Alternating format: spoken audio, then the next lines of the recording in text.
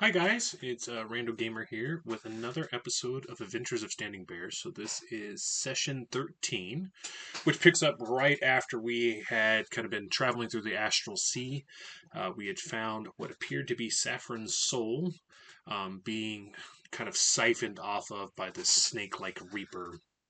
So the session picks up right into that sort of encounter with this massive creature, and then gets into sort of some really good character development and RP with some of the other members of the party once we make it back to Windshire.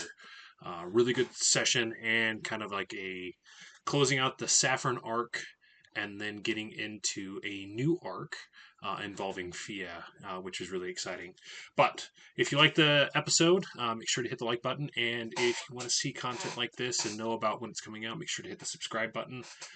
But without further ado, here is session 13 of Adventures of Standing Bear. Okay, so last session, we last left the Standing Bear at their at recently discovering the newest the new location of the location of the newest reincarnation of Troxy in Nim's forest, able to sort of like bring him down to earth, so to speak. You all returned back to Windshire with him in your care, and you thought it was best to leave him in the Emerald Grove for him to sort of become acclimated.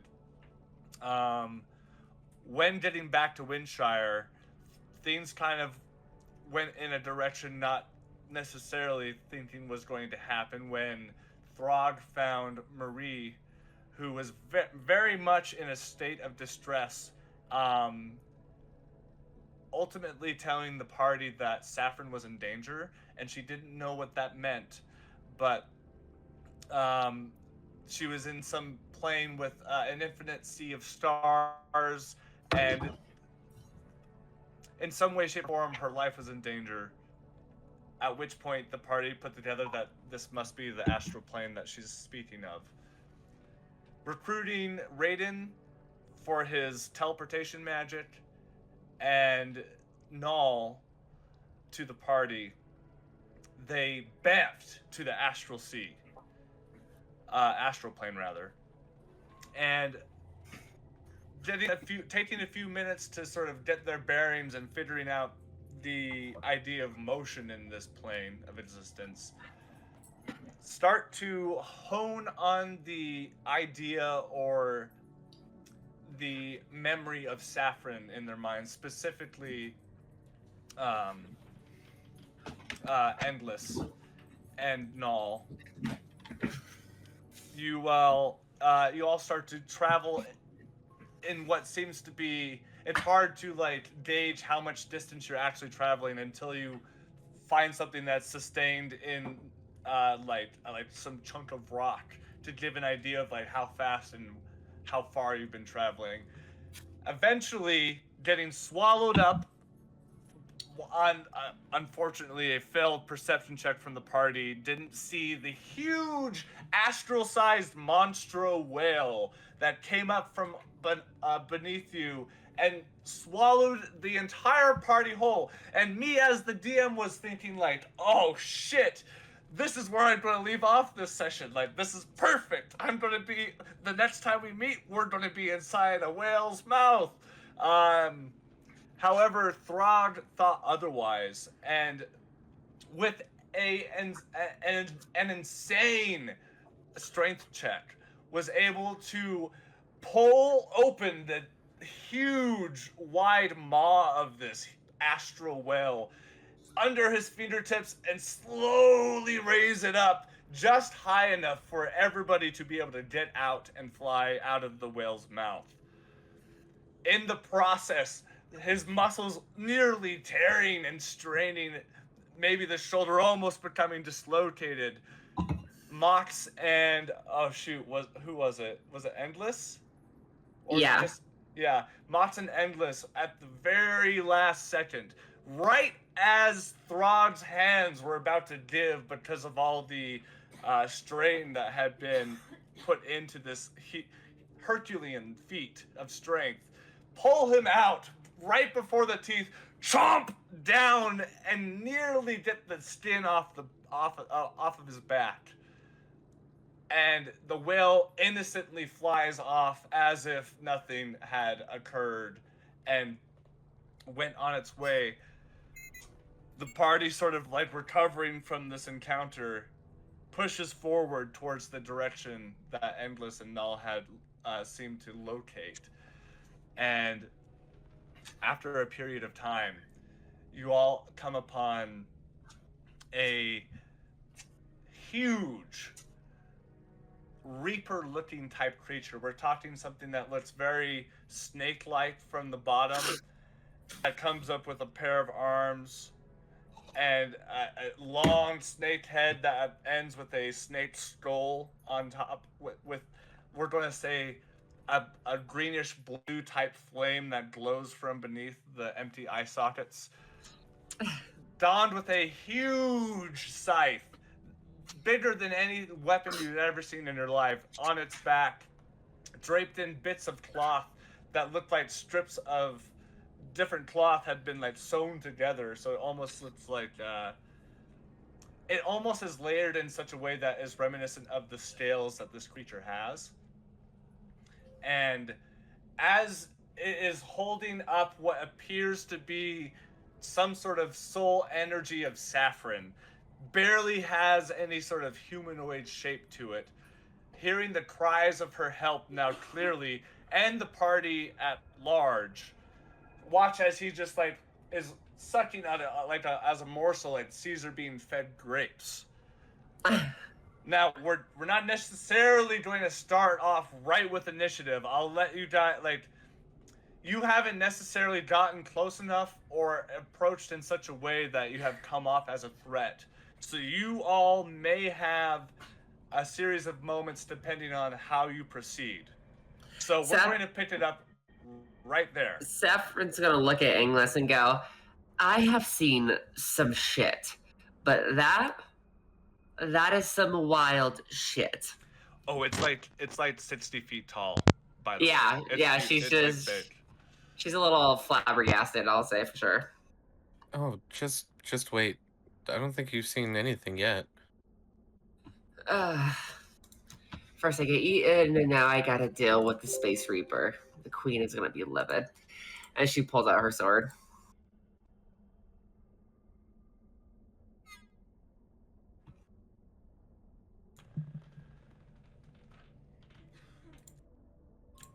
Anybody else, or shall I take the ropes here?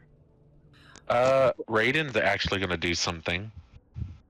I have something too I want to try, but I'll see what Raiden does. I have a question. Does that involve provoking the boss in any way? Yeah. Okay, let's wait to give anybody else a chance to do or say something before that happens. All right, can you describe to me again what is in front of us? Okay, so just to give a general description of the environment at large. So you guys are floating above the astral sea, and it's about 300 feet below you, and it's like literally like a purple ocean. With like sort of like particle silver effects that kind of glisten, right? 300 feet up, you guys are surrounded by like a series of chunks of land that like essentially, because of however gravity works in this realm, has sort of like clumped some of these chunks together, even spouting evergreen trees on them. And we're saying like altogether, it's like maybe 100 feet away. I'm imagining like this Reaper guy is like in a sort of U-shape, a loose U-shape that's not necessarily contiguous of land masses. So he's kind of like in this little nook. He's about 670 or so feet away from you guys, right? The enemy itself, we're talking like an 80-foot long or tall, depending on how you describe it, snake-like serpent creature that's provocative of like the Reaper, being mostly like snake all the way up until the torso where he does sprout arms, and a long snake-like neck that comes to a snake skull with like sort of bluish green, fiery eyes, and then we got like a tattered sort of layered pieces of cloth sort of attire that sort of drapes over the body, with a large fucking scythe on the back. Do I still like feel Saffron's presence? Yeah, that little bead of light that has a vague shape of a humanoid that he's sort of like licking with his little slitted forked tongue, kind of like, and just kind of like morsling off of it. That's Saffron, whatever that is. Oh. And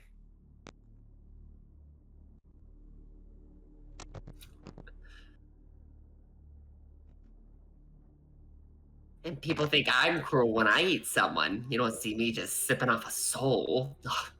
So Engless grasping at things to try to, I don't know, like get its attention. He's actually going to like shout at it in Abyssal to see if it understands. Your words fall on deaf ears, and in this space, when you speak, there's like a 10% echo. Whenever you speak out loud, you can just feel an echo off of something, and it falls on deaf ears. And then you hear a shriek, a scream from Saffron as he sort of like takes a sizable bite off of the sort of ethereal light spirit thing that it's consuming. Well, this won't stand. Raiden, what were you going to do? Question: can I cast a spell and use a reaction, or just one? Typically a reaction. Well, what are We're you trying not to in use? combat. Like, I'm trying to use Thorn Whip to pull it towards me. Then one of my reaction spells to pull it even farther.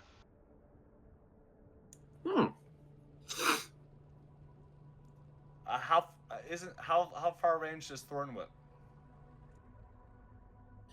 How Is far it, are like, 30 we? feet? You guys are about approximately, we'll say, 65, 70 feet. Oh, so Yeah, it's it's- towering over us. It's 30 feet, and I Yeah, can move 30 feet. I'll say this. Yeah, that would work. I mean, what's the reaction spell you're trying to, like? What are you trying to use? I don't understand. I'm trying to use perfected armor. Any creature smaller than, like, large or smaller, I can pull 30 feet towards me on a failed strength save. This creature is considered huge, so that Damn. wouldn't work.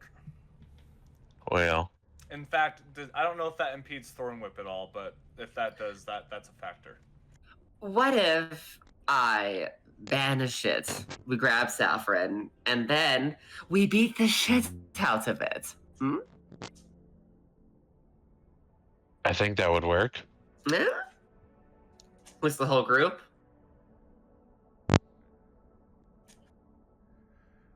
Yeah, I think that would work. I mean, Cassandra, we can always make an attempt, but I don't know if simple solutions are going to work in this case. Just by looking at the creature before us, it feels like the embodiment of death. Ah, impossible. That's my queen. And she's gonna start floating towards it and aim the sword at it. And in her name, thank you. And in her name, I banish you. As a beam shoots from her sword and dark energy at the creature. Just aiming at the creature. What's the range of the spell? The spell is 60 feet, and it's a 20 charisma. 20 charisma? Okay. That's going to be... that's a 27. I So use my... plus 11 for charisma saves.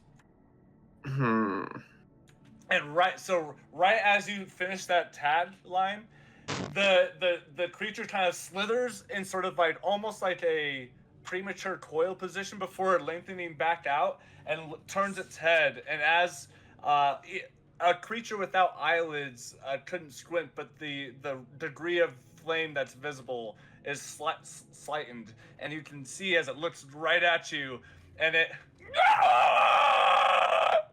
That's right, Ugly. Everyone I'm roll for here. initiative. Oh, Can we get fantastic.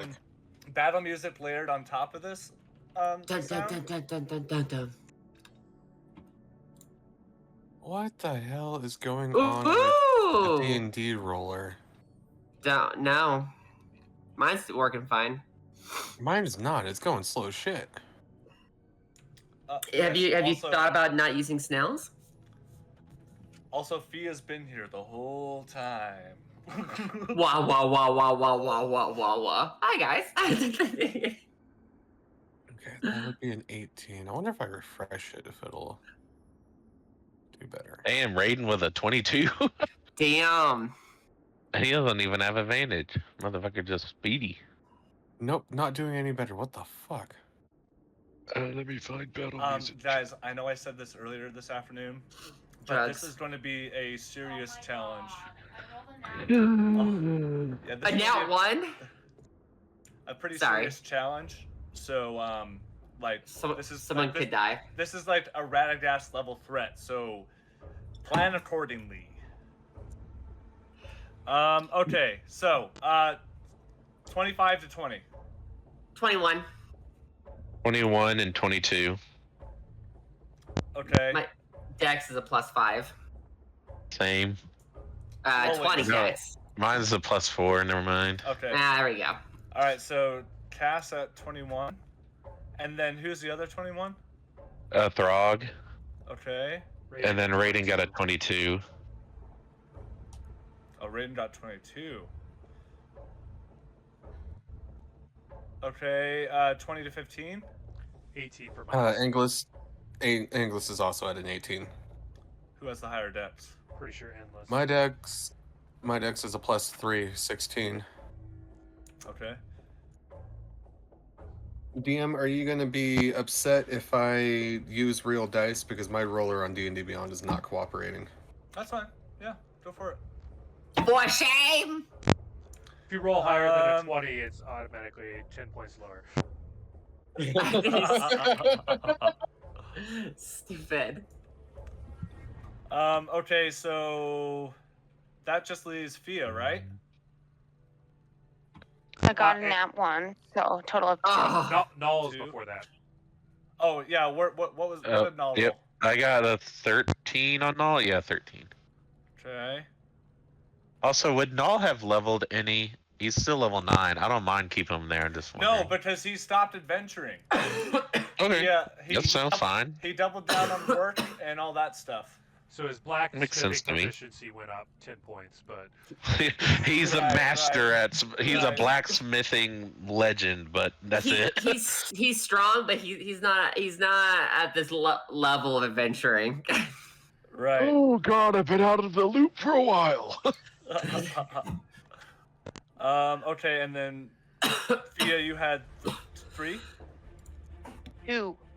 Oh bother! I rolled a nat 1. Wow.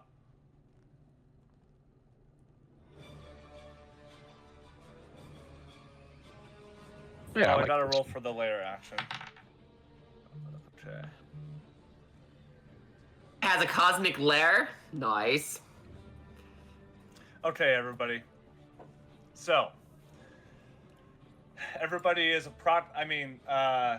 everyone's approximately 60 to 65 feet away from this creature.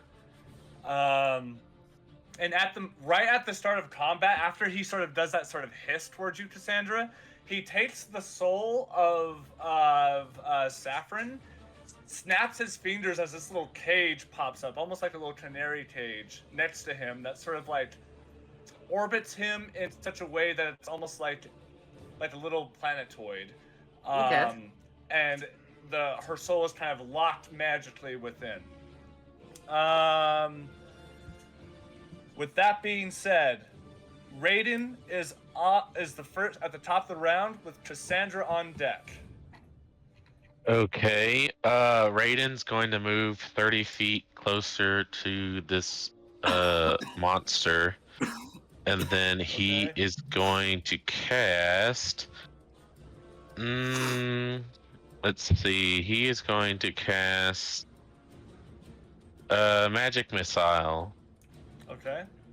What level? As his shoulder missile silos open up Like, and open just up? Yes. start launching out. How many fucking darts is that at 4th level? So Oh. second level is 3 darts. I'm pretty sure. And so it's like. So it's like- 3, and then each level after that, There's an additional one 3, more isn't it? dart. Oh, is Yeah, it only so one more? Okay, so I get 6 darts. Okay. Go ahead and roll for damage. Okay, that's 1d4.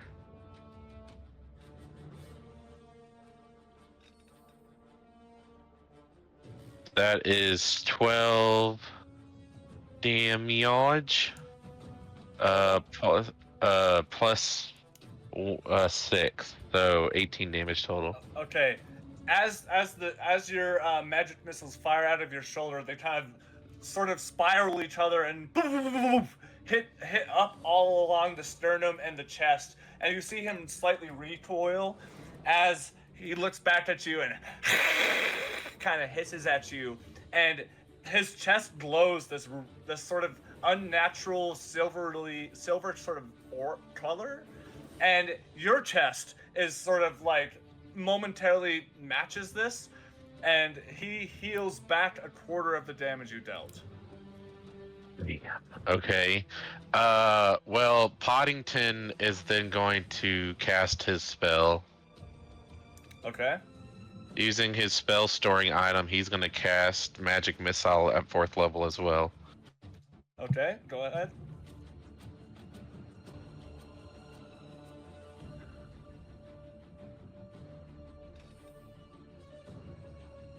That's 16, 20, 22. 22. Yes. Yeah, as he comes out from like behind under Raiden's cape, just holding his pot head, clink, clink, clink, clink. He'll hold out his teeny little sorcerer wand, which on the hit midway of it, clearly something must happen because it has some duct tape around it to keep it kind of straight as he lets off his spell. Okay. As it fires off and almost identically hits right where your magic missile hit, you see him also kind of. He doesn't seem to be bothered too much by the damage, but is annoyed nonetheless. And that same silver sort of particle effect happens on Poddington, and he heals back 5 hit points. So instead of doing 22, you did 18. Okay. Or 17, rather.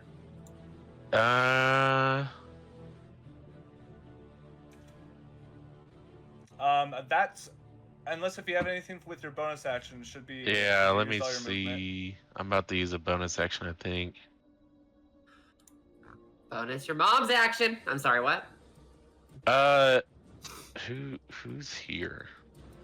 Okay, he's going to cast Sanctuary on Fia as a bonus action. Okay. Cool. And that will be his turn. Sanctuary, that's the disadvantage on attacks towards them, right? They must succeed a wisdom saving throw or choose another target to attack. That's right. Okay, Cassandra, you're up with Throg on deck.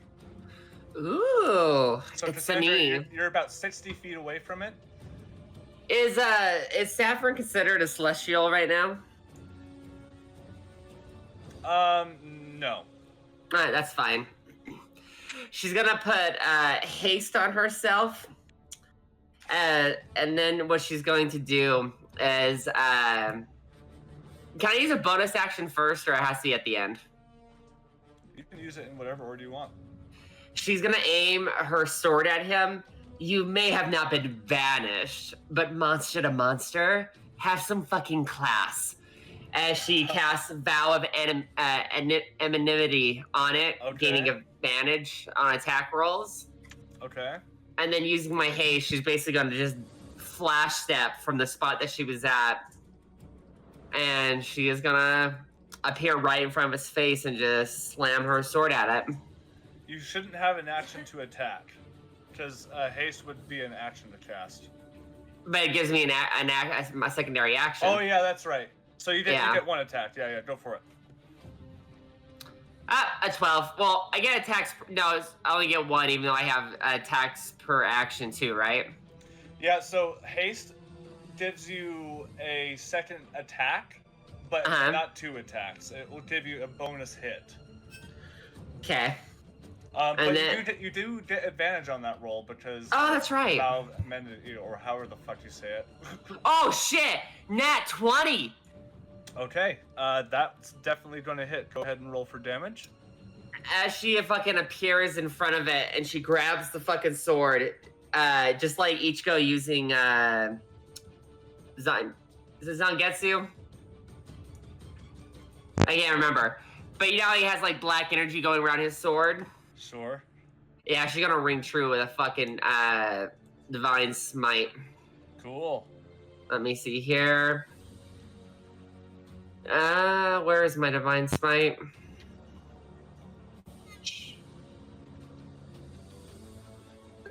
Sorry, 1 second. There it is. When you hit the melee weapon, the target takes an extra 8d6. Nice. Okay. I'm gonna do it at 4th level. So that's gonna be 5d8 plus 1d8. So it's gonna be 6d8. Let me see here. That max. Is it max? How do you do crits again? Is it max damage or? Just roll your damage times 2, then add your modifiers. Nice. 38 times 2 is gonna be 60. Is that 76 damage? Hold on. How much was it? 38. That's the math I did in my head. 77.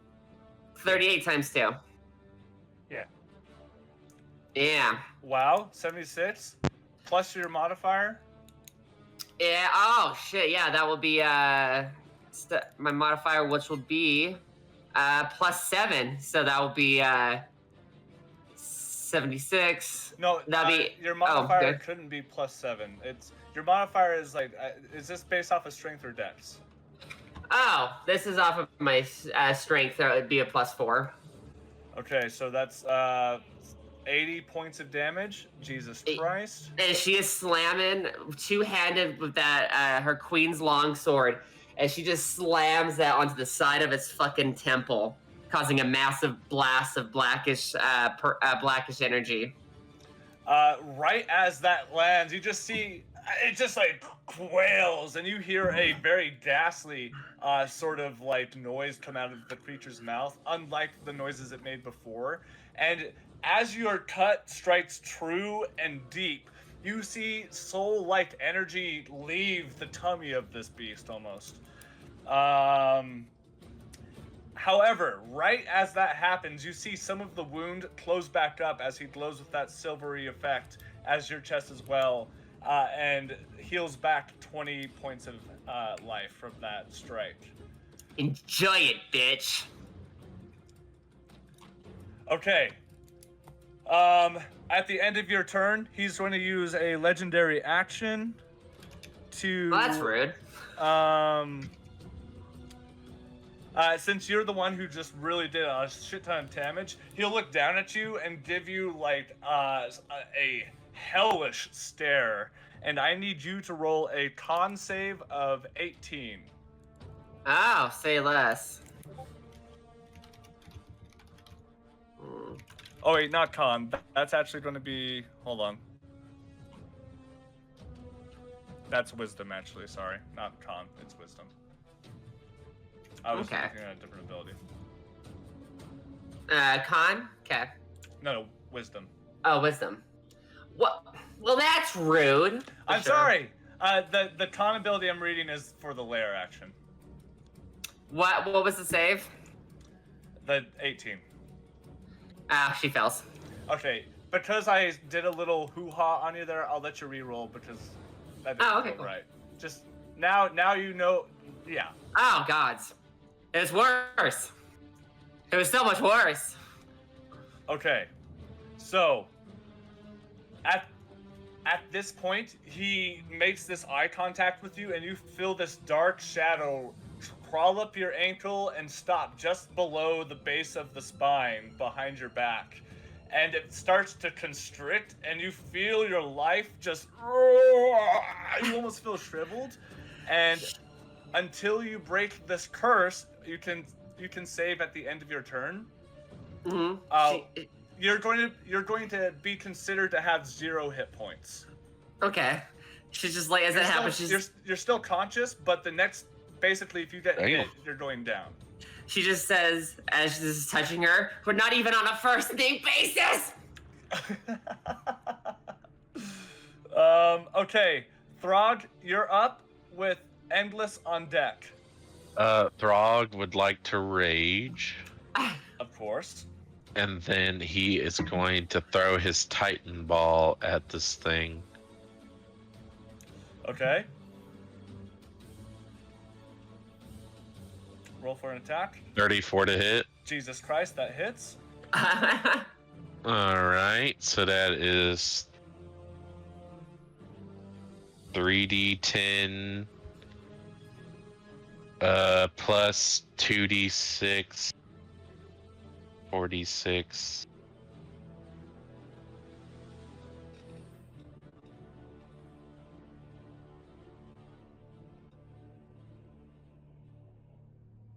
Okay, 46, where was I? 46, 47, 48, 49, 50, 51, 52, 53 damage. Jesus Christ. Okay. So, describe the hit to me. Yeah, he's going to hold the Titan ball close as he imbues it with the strike of the storm giants. Glowing runes surround this cylindrical, like, tungsten ball as he chucks it with all his might at this enemy. Fueled by his rage, as he does that, he hulks out and his body increases to a huge size of over 30 feet tall, and the ball increases as well as he now just chucks it. Right as it meets contact, you watch as a portion of the back of the snake-like skull get blown off into pieces as it just wails back and forth, screeching with a ear-piercing sound. That it's even with the damage that it heals back from that hit, it's now like we're looking like at half health. Jesus Christ! Is it a construct, by the way? I'm guessing not. Okay, it would have been double. It would have been double if it was. Okay. Okay, he's gonna attack it again with his second attack. Calling his Titan ball back, he catches it as he then unleashes another shock put throw at this creature. Cool. 20 to hit. That hits. Nice. Very nice. Okay, so 3d10, 46.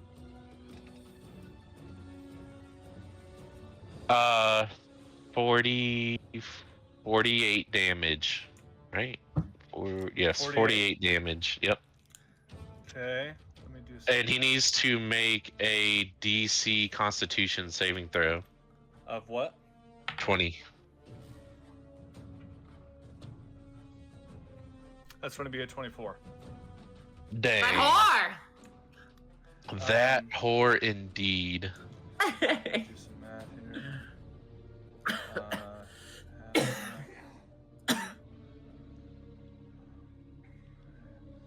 And if it matters, pretty much half of all that damage was lightning. It didn't matter in that case. Okay. All right. So, with that being said, did you want to use any of your movement to get closer? Yeah, he'll move. He'll use his movement 40 feet to get closer. Okay, so you're about 20 feet within range, and also Okay. 20 feet from Cassandra, who's right up in the face of the creature. Okay, sounds good. Endless, your turn, but the creature will take another legendary action, and as it looks down, it sees now taking in the whole rest of the group who are coming in hot. Seeing that this huge creature now is like, honestly, sort of shifted the balance of like threat here, matching his size. He looks at you, and you need to roll a wisdom saving throw of 18. Who? Throg, sorry. Okay. That is a 13. As a similar sensation Oh, falls fuck. from the bottom of your Raiden would ankle. like to use his reaction. To do what? My favorite fucking ability from Artificers. Where is it? Flash of Genius and add a 5 to that roll. To make it? Higher than 18, I believe. Exactly 18. Oh, Ah! dude. So, Throg, as you begin to feel this blood-thinning, soul-sucking pain crawl up your leg, Raiden throws out his hand, and a flash comes out as it allows you to sort of compose yourself, and the effect. Oh, you just barely make it, my dude. Yeah, the and- flash of genius he gives him is, remember, you're undead. And he goes, wait, I don't have a soul. Okay, that was close. You are literally one of the people I would want in that condition, Mr. 300 hit points or however much you have. 301. Yeah. Let's just say that Cassandra just gives you a dead ass stare. Okay, so Endless, you're up with Mhox on deck. Well, actually, it's Endless, then the lair, then Mhox. Okay, is this thing still like 80 feet away from me? I'll 65. say it's about 65 feet. Okay. Is this thing also considered a fiend or undead? No. Rats. Although it's undead in nature, like its theme, it's not considered undead. It's Astrial. Well. Yeah, Mr. Holy Avenger. Yeah, that's what I was hoping for. Okay, he's still too far away. Well, I mean, not really. We're a hunter's mark Okay. was being casted. Okay. What a time not to have at least one of my spiders with me, you know? I don't Yeah. think this is the time. If you want, we can have retroactively added Jeffrey or Xehtom to the adventure.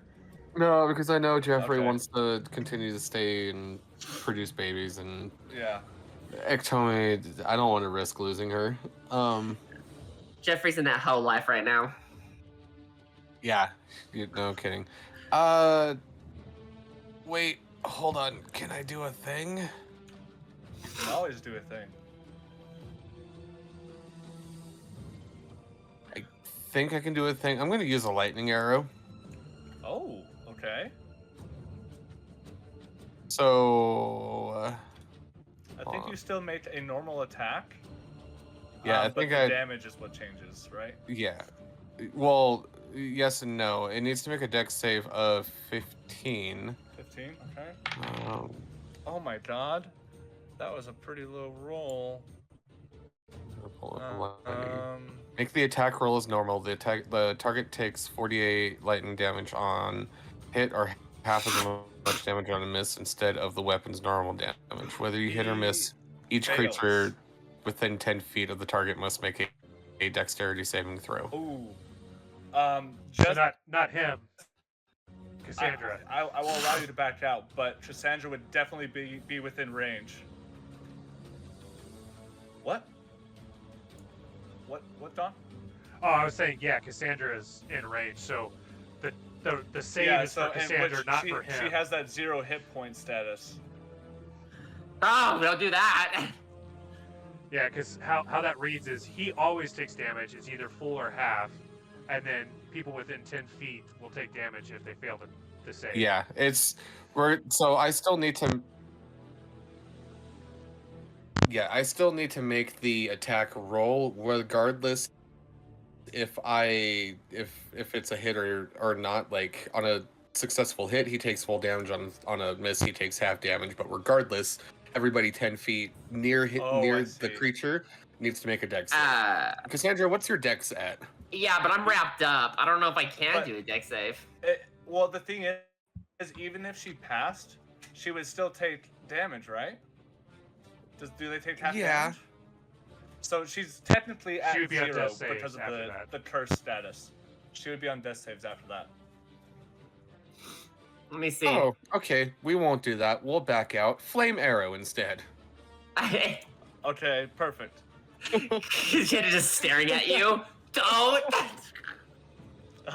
You see Engless like pull out a bow, an arrow, and he pulls the bow back, and it starts to like flicker with lightning. But he sees that look in Cassandra's eye, and he retracts the bow, puts it back in his quiver, pulls out another arrow, and as he retracts it, it erupts into flames. She screams because she's a vampire. Oh my god! Oh my god!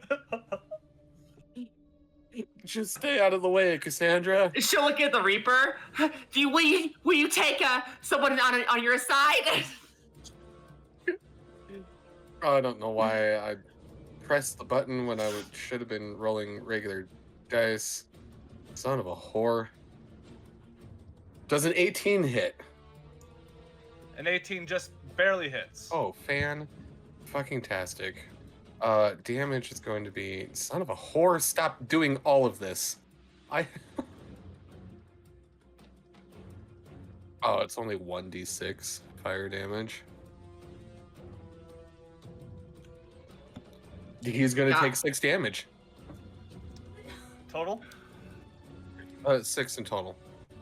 Is that Hunter's Mark included? Oh, no. Oh, good call. Yes, thank you, DM. No problem. What is Hunter's Mark? Hunter's Mark is another D6? Yes. Yes. It's been a minute since I've actually used Hunter's Mark. 4. So 6 plus 4. 7, okay. 8, 9, 10. So it will heal back 3 hit points, so instead it will take 7. Rude. As your chest sort of glows with that silvery color.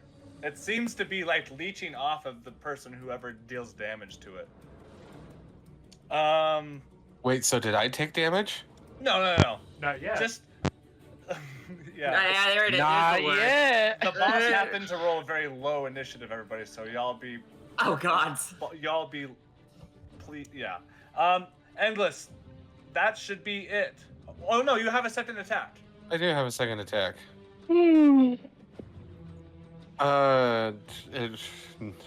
Another flame arrow coming his way. Will you go down the hole? That's a miss. The arrow kind of goes wide and ends up landing in a tree that's on one of the land masses behind the creature. Yeah, no, that was a 17. That's a miss. Never mind. Oh yeah, just barely missed. Actually, you know what? We're going to change the way that happened just now. The boss is going to be a little disrespectful and grab the arrow out of the air and break it with his fingers. Like a little toothpick.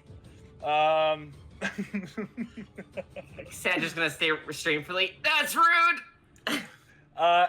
So at this point, it's the lair action. You see this sort of like black and white striped hypnotic pattern go up the length of the snake-like creature in sort of a repetitive motion. And as he does this, he grabs the scythe off of his back and just holds it in the air as if he's channeling something.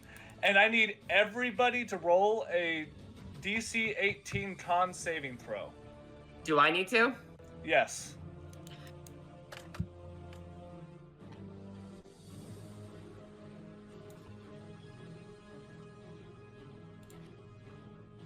Oh my gosh, I just 18 is what I got. Oh, thank the gods. What are we rolling? A con save? Okay. Yeah. Yes. I got a 17. Oh, just barely, Fia. What was that, Throg? 19. Okay, how about you, Mox? 20. Okay, Cassandra? 19, my guy. Okay, Sophia was the only one. Wait, what did Endless roll? 25 for Raiden and 29 for Null. Nat Thank you for 20. remembering. Anglos got an 18. I should have rolled that at advantage, though. I mean, you passed, though. You pass, though. So, Fia, you watch as this pattern sort of like mesmerizes you, and just for a moment you have to sort of shake your head until the next layer action, which is like basically until next round. No matter what kind of damage you deal to the boss, it will be halved. Damn. Okay, now it's Mox's turn with Null up to bat. Okay, DM, I have 2 questions. The first Okay. one, I can't remember. Did we rule it if you wanted to use like 2 bonus actions, could you consume an action to do so? You know, typically I would lean away from it, but it's not that big of a deal. I know Starfighter works that way, so I'm asking because I can't remember how we ruled it. Yeah, typically bonus action is bonus action stuff, but like Okay. I'll allow it if you want to waste your action on using another bonus action. Okay. Second question: would Cassandra be considered possessed at the moment? No, she's cursed. Oh, that should be in Mox's ballpark. Yeah. Oh, curses, you say? It has to be a specific type of curse, so unless it's giving you the charm, frightened, or possessed condition, then it doesn't apply. So. Wait, what kind Okay. of condition is it? Because I actually might be immune. You're cursed. Like you have the condition you have is you are cursed. You cursed. Oh, shit, guys, by the way, y'all get a, if you're 10 feet away from me, you get a +4 bonus to saving throws. Ooh. Oh. Well, I Doesn't think apply- you're apply to more everybody, than that, Anybody, but Yeah, Yeah, I'm just letting you know. Dog's getting there. Okay, so Mox, what would you like to do? Mox is going to move up 35 feet because that's his movements. He's Okay. going to cast an amplified blood curse of bloated agony. So you're going to see a piece of Ooh. Okay. a drop of blood fling off the tip of his finger into the creature there by taking 1d8. So 5 necrotic. They are now, for the next minute, has disadvantage on strength and dex checks, and takes 1d8 necrotic damage if it takes more than 1 attack on its turn. Okay, what was the save again? There isn't a save at the well, Oh you yeah, can- that's right. I you remember can make a this now. save at the end of its turn to dispel it, but otherwise it's active for the next minute. Wow, I love that curse. It's one of my favorites. Okay. And then, since I'm out of range with anything else, I am going to use my action to activate my Crimson Rite, Rite of the Dawn. So I am now emitting bright light from my trident, and I have resistance to necrotic damage, and if I hit an undead creature with a weapon, it takes an additional, which doesn't apply. Okay. You watch as the creature, it's a little more obvious around the wide dashing wound on its chest that Cassandra had made and the portion of the skull. You watch as its whole form literally does kind of bloat in size, and where the wound is, it kind of flays out just a little bit. And you watch as his movements become a little more sluggish as he just kind of it's awful. Sandra laughs. That's going to be Mock. So Null's up with the Reaper on deck, and before you go, Null, he'll use his last legendary action to use the curse again, and since he was so close the first time, he'll try it again. He looks over to Throg and gives him a devilish stare. I need Throg to roll a wisdom save of 18. Can Oh Throg god, I just suck rage? at those! Can Throg just rage through it? A 19. Oh shit! Are you serious? Throg. I have no soul. Does the Throg have like That's a the negative logic. modifier? That's the on that? logic he's using. That's the extent of Throg's wisdom right now. That's the logic he's using. I have no soul. So Throg, you notice another painful sensation crawl up your body, and you shake it off even faster than the first time when Raiden had assisted you. Now it is Null's turn. It's Null's turn. Yes. Uh, So Null is approximately 65 feet away. damn. Okay. I guess Null will do a dash action to move 80 feet, or like this 65 to it. Okay, so yeah, you'll be pretty much right where Throg is. Do you want to just be right next to him? No, I meant like up next to Cassandra. Oh, 60 feet, I so see. he should be right on top of the damn thing, Oh, right? sorry, I misunderstood the math. Yeah, so You're good. you'll be right next to Cassandra, and you see she's still like ready for battle, but she's not herself. She looks and feels a lot weaker. He'll just kind of stand in front of her in a like, he'll take a blow maybe kind of way, and he'll rage. Okay. When he does that, she just goes, "My God, your back muscles." Yeah, it looks like in the shape of like a demon almost. It's so like muscular. Yeah, dude. Yeah, when you got that Radagast bump in power. Yeah. All right. So with that, as you fly in to sort of guard the space in front of Cassandra, after the Reaper got done casting that spell with its staff, it sort of spins it chaotically, catches it with both hands, and it's going to make 3 scythe attacks. So the first attack will be on Mhox. You said you moved 30 feet away from it, right?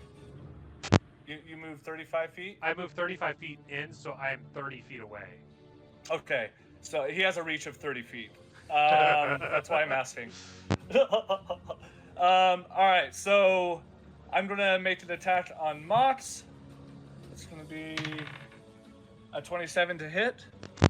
Yep. And that will be need more dice. There we go. Hold on.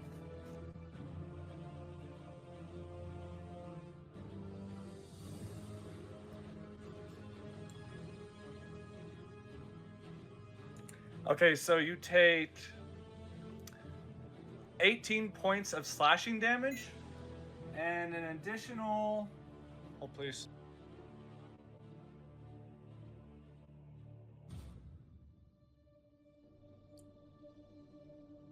An additional 9 points of necrotic damage. Well, that's not too bad for our level. Yeah, and it's half, so I'll take 5 necrotic because of my Damn. Crimson Right. Resistance. That's right. Okay. And then DM, how do you want to rule this? So it's going to take 1d8 necrotic damage if it makes more than 1 attack. Is that each additional track past 1 on its turn?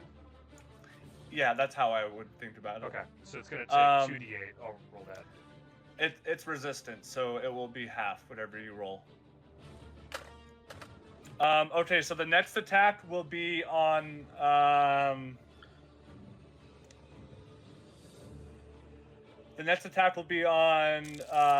Null and Cassandra, since they're right in front of him. Hey! Cassandra is cursed.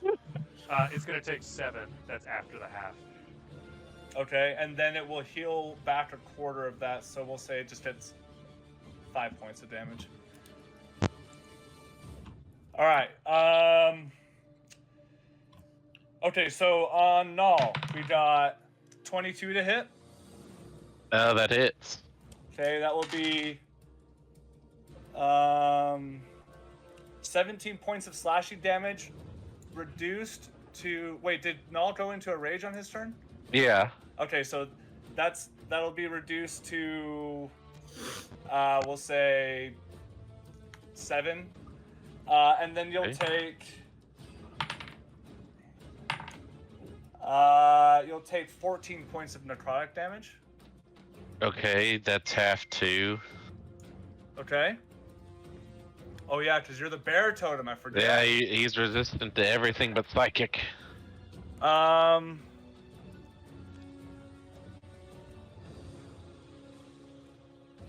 then the last attack will be on Cassandra. That's an 18 to hit. My AC with haste right now is 21. Oh! She wiggles. She just wiggles out of the way. So you see, the first attack, we'll say, was meant to hit you, Cassandra, but Null, being in the defensive stance that he is, sort of takes the blow, and as he spins around for another scythe attack, you have just enough time with your hastened movement to sort of dash right outside of the way, despite how weak you are feeling. She laughs at it, mockingly. The Reaper will now...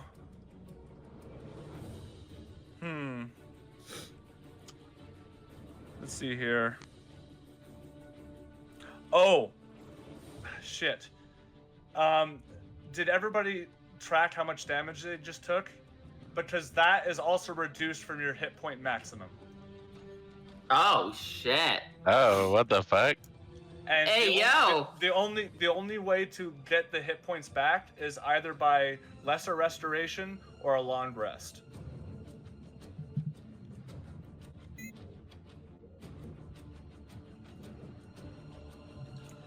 That's it for the Reaper. He's not going to move. Oh, one last thing. You see the cage, canary cage that I was describing earlier, sort of like orbiting the creature with Safron's soul light in it.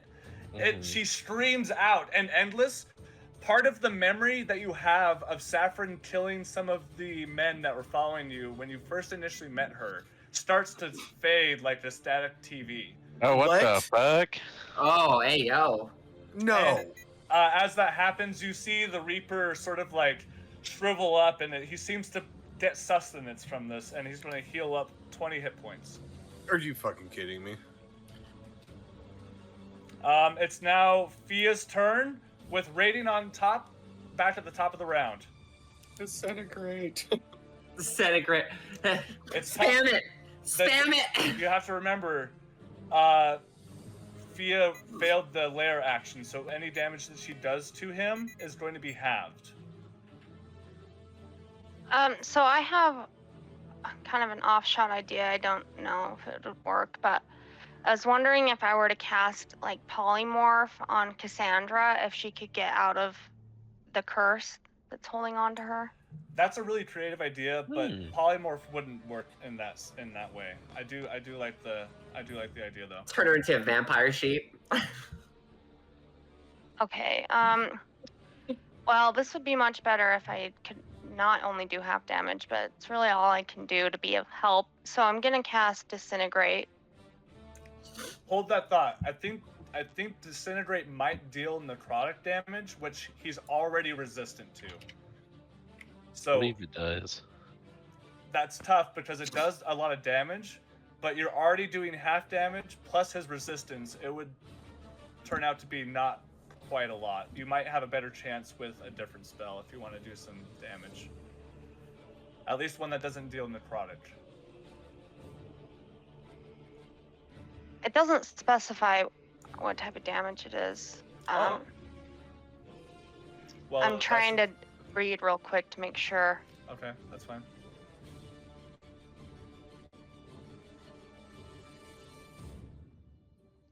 It's force damage.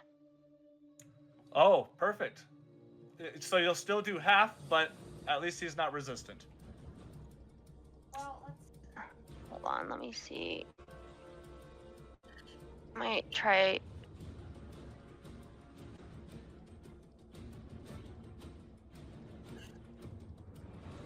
Okay, yeah, I'll go ahead with Disintegrate. It's a dex save. Okay. Oh, that's gonna be 20. 21. Oh my god, are you serious? Wow. Get fucked. Okay, back.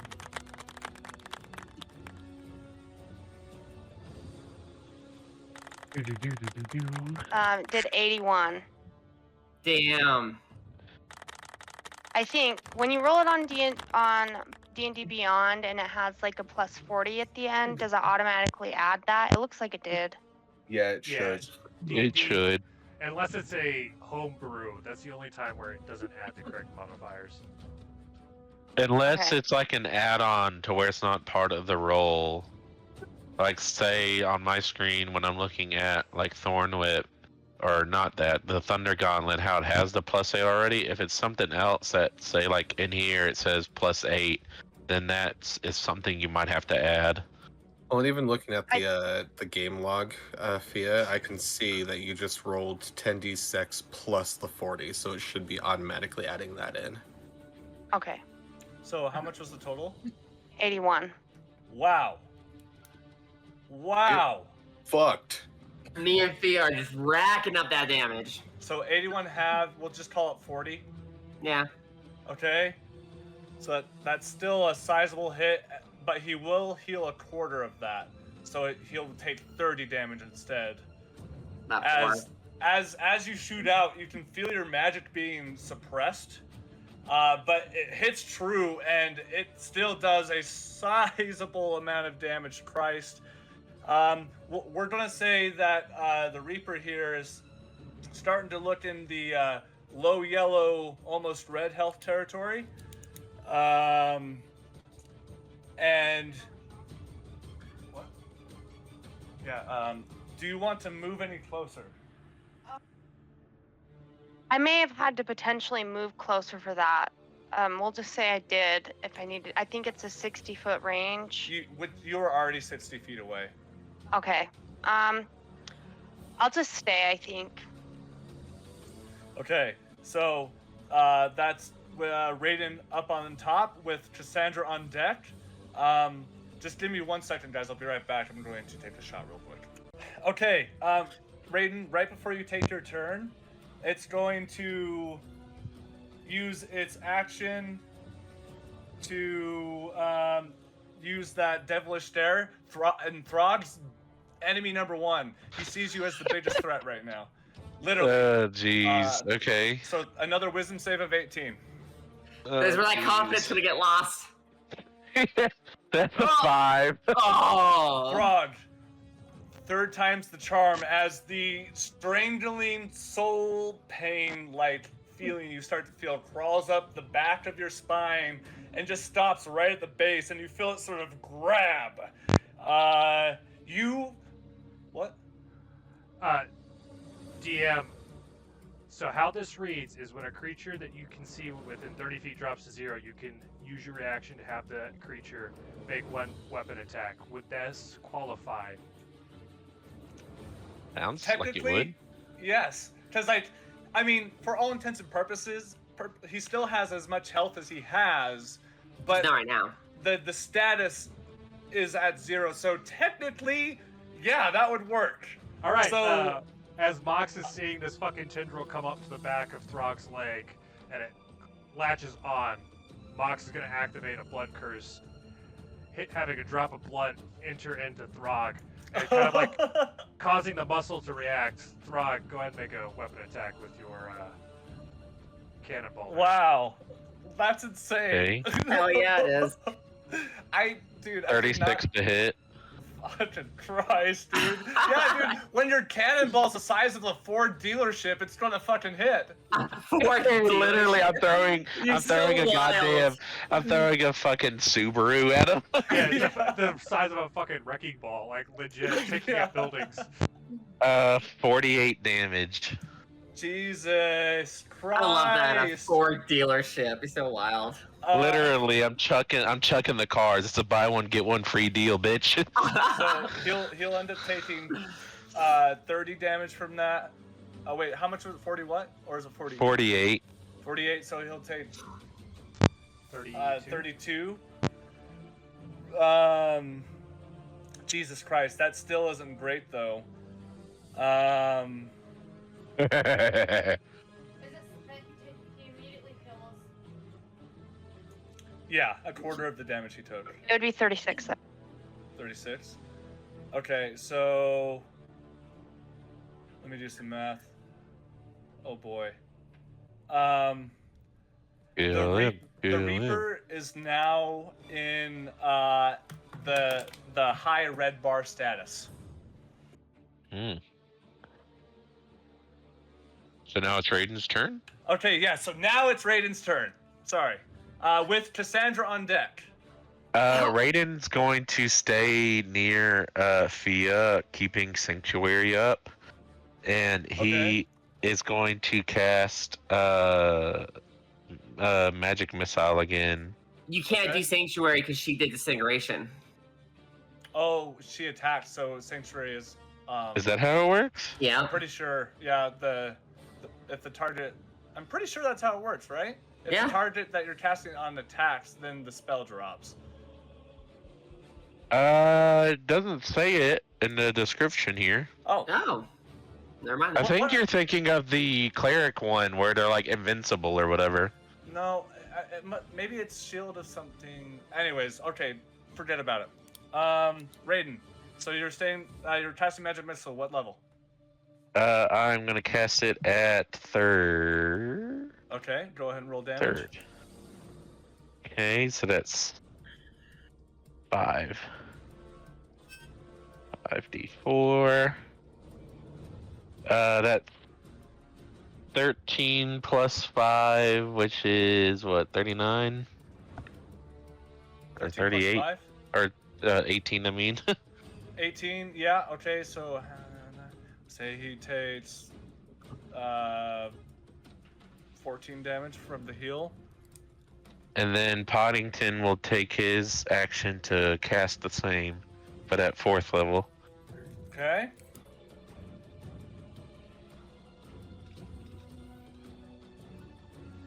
That will be 26 damage.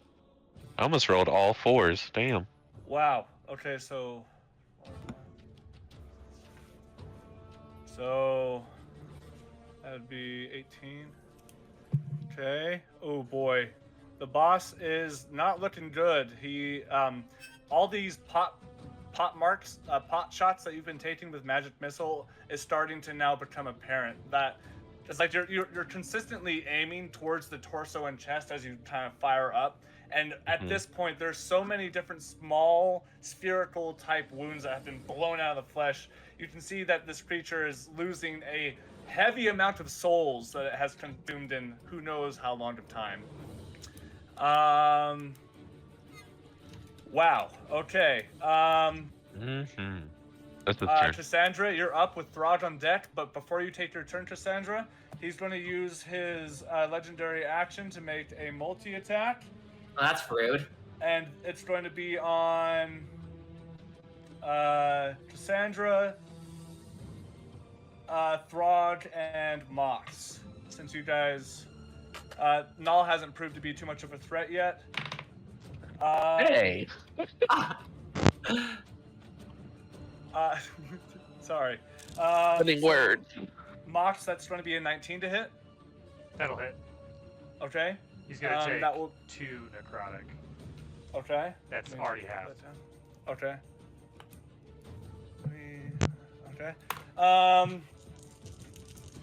So you're gonna take 14 points of slashing damage.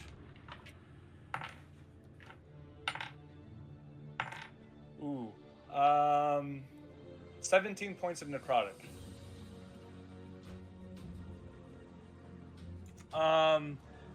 Throg, that's gonna be a. Oh Christ. A 20 to hit, dirty. Misses. Are you serious? Yeah, he's got a 21. Oh my god! So, describe to me how you make it miss. I want to see how, because this was gonna fucking come straight for your sternum. Oh, what kind of attack was it? Like a claw? A scythe attack as it comes down in Same. an arcing overhead motion. Him having such major controls over his muscles, as the scythe starts to get close to his abdomen, he just sucks it in, and it makes that concave, bodybuilders do. Okay, Just passes right by. Shit. Okay, cool. He'll take that back, and then the last attack on Cassandra. That's going to be a 24 to hit. A what? 24. Well, fuck you, but okay. So, but I won't roll the damage. Right as the scythe meets contact with you, it digs directly down your sort of neck, down your clavicle, and almost piercing one of your lungs before it's pulled out. And Perfect, you are now making death saves. You watch as Cassandra kind of like almost in a zero gravity kind of goes into a slow spin as her blood is just kind of shooting out of her in rhythmic pulses. Can I lay out a scene for you real quick? Yes. Because I've been waiting for this particular moment for so long, Cole. Okay. So long. Her sword pulsates as she just floats there as a visage of the Raven Queen, towering just the same size as that Serpent Reaver. As the Raven Queen, it puts her arm forward with her palm facing down as black energy seeps over Cassandra. Her body reattaches itself as she snaps back awake and goes, "I'm back!" What are you using? I am using what I've been waiting for so long. Sword of the Raven Queen. The Raven's Grace. When you fall to 0 hit points, the sword can bestow its blessing upon you. You regain your hit points equal to half your maximum hit points. After using this feature, you can't use it again until next dawn. Okay, so make sure to lower your hit points accordingly to half. Okay. And that's fucking badass. I did not expect that to happen. That's really cool. She just laughs all manically. So how much health are you at now then, if that's the case? Let me see.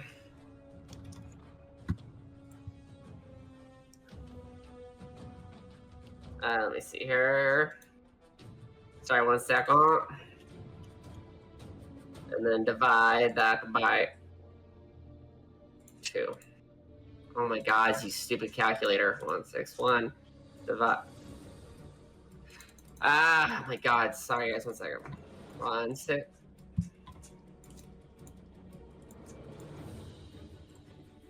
Divide that by 2. Okay, it is gonna be, didn't mean to do that. 80. 80 points of damage?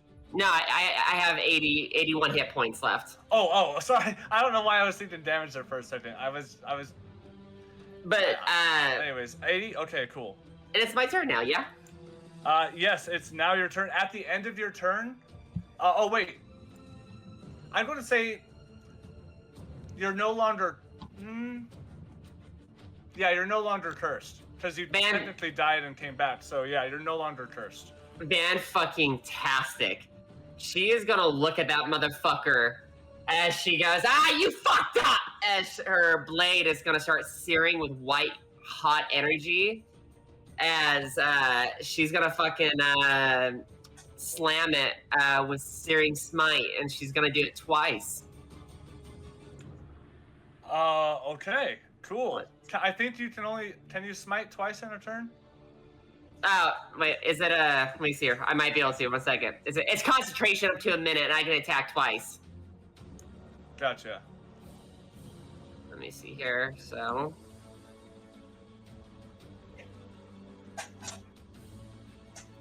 I'm gonna re-roll, so 16, so for the first hit, it's gonna be 26. That hits. And then for the second hit, it's gonna be 29. That hits. Fantastic. Let me see here. That's gonna be 4d6 plus a 1d8.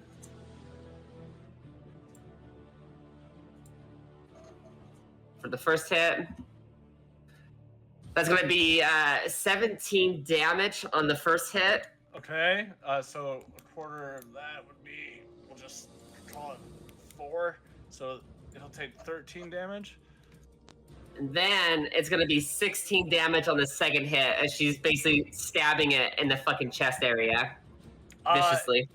Yeah, and I'll say the first attack continues the first slash that you would make, and you make it even larger, and you see like some of this like snake-like innards start to kind of spew out now, as well as all the souls that this creature has consumed. This guy, the boss is now looking rough, everybody. Not looking good at all. Okay. Did you want to move, or do you want to stay on him? Let me see, 1 second. Let me look at the bonus action. She is going to do she's gonna do what's Divine Favor? She's gonna use Healing Word on herself. Okay, good call. And she's gonna do it at a 3rd level. So let me see here.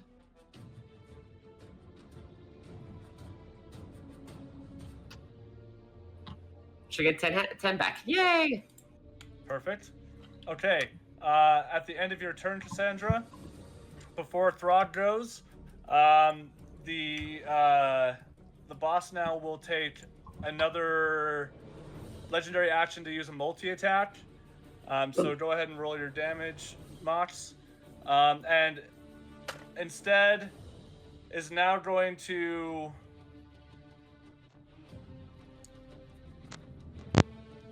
he's going to go for Throg, Mhox, and Null. Well, no, Cassandra. Cassandra, Throg, and Mhox, because Cassandra, you're continuing to be a menace. So on Mhox, that's going to be 21 to hit. That'll hit. That's going to be a total of 15 points of slashing. And 13 points of necrotic. Throg, that's going to be a 28 to hit, and you That are hits. now dead. You're going to start making saving throws. Okay. And Cassandra, that's going to be a 23 to hit. Ah, you whore, that hits. That's going to be 12 points of slashing damage. That's not bad. And ooh, nice. That's going to be 17 points of necrotic. Oh, Some of I those think metal dice are really intimidating. I think I'm actually resistant to necrotic. Let me see here. And I remember, am that comes using out of those. max HP, so... Oh yes, I haven't been keeping track of that. I'm sorry. Thank you for the reminder, Don. This comes out of your total HP. Okay. I would. Like you take the damage and oh, you know what? No, Throg, in your case, we're not going to worry because if you get back up, the curse is removed. So how much? Yeah, and he's about to get back up. Okay. He's about to get back up. No, I'm not kidding. Can I roll Relentless Rage and succeed on having 1 hit point instead of straight dying? Yeah, that's exactly what Relentless Rage is for. I love the confidence. He's like, let me roll and succeed if I could. 20, 30. Oh Yeah. my god. So, right as the scythe makes contact with you, your eyes go like almost completely white as they shot back up, and focus comes back now to your eyes, still in the fight. Yeah, he is seeing his friends almost falling around him. It gives him that infernal rage that he can't go down while his friends are in trouble. Okay, Throg, you're up with Endless on deck. And it'll take 4 damage. 4? That's half fuck. already. Oh shit. Okay, Throg, you're up, buddy. He's up with 1 health. Okay, let's see what you got. He's going to continue attacking with the Titan Ball. Go for it. That is a 34 to hit. That hits. I'm just gonna go ahead and roll the second one just so it's done. 23 to hit.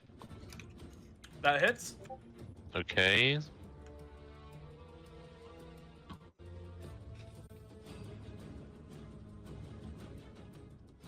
First attack is a total of 49 damage. Oh boy, okay. And the second?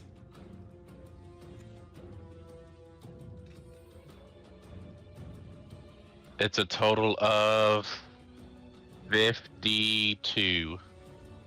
God damn. How do you want to do this? Yeah. Yeah. Do like the Yamcha thing where he does a little ball and just hits him like 1,000 times.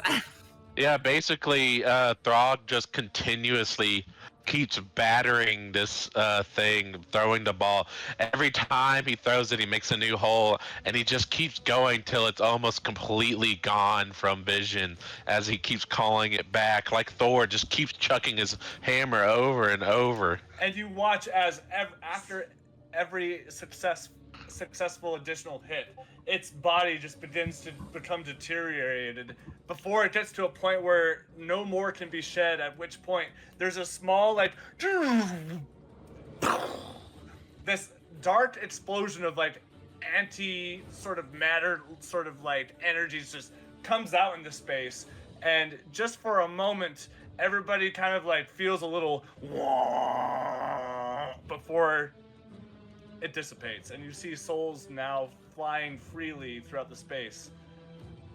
However, there is still the caged Safron, at which point you feel a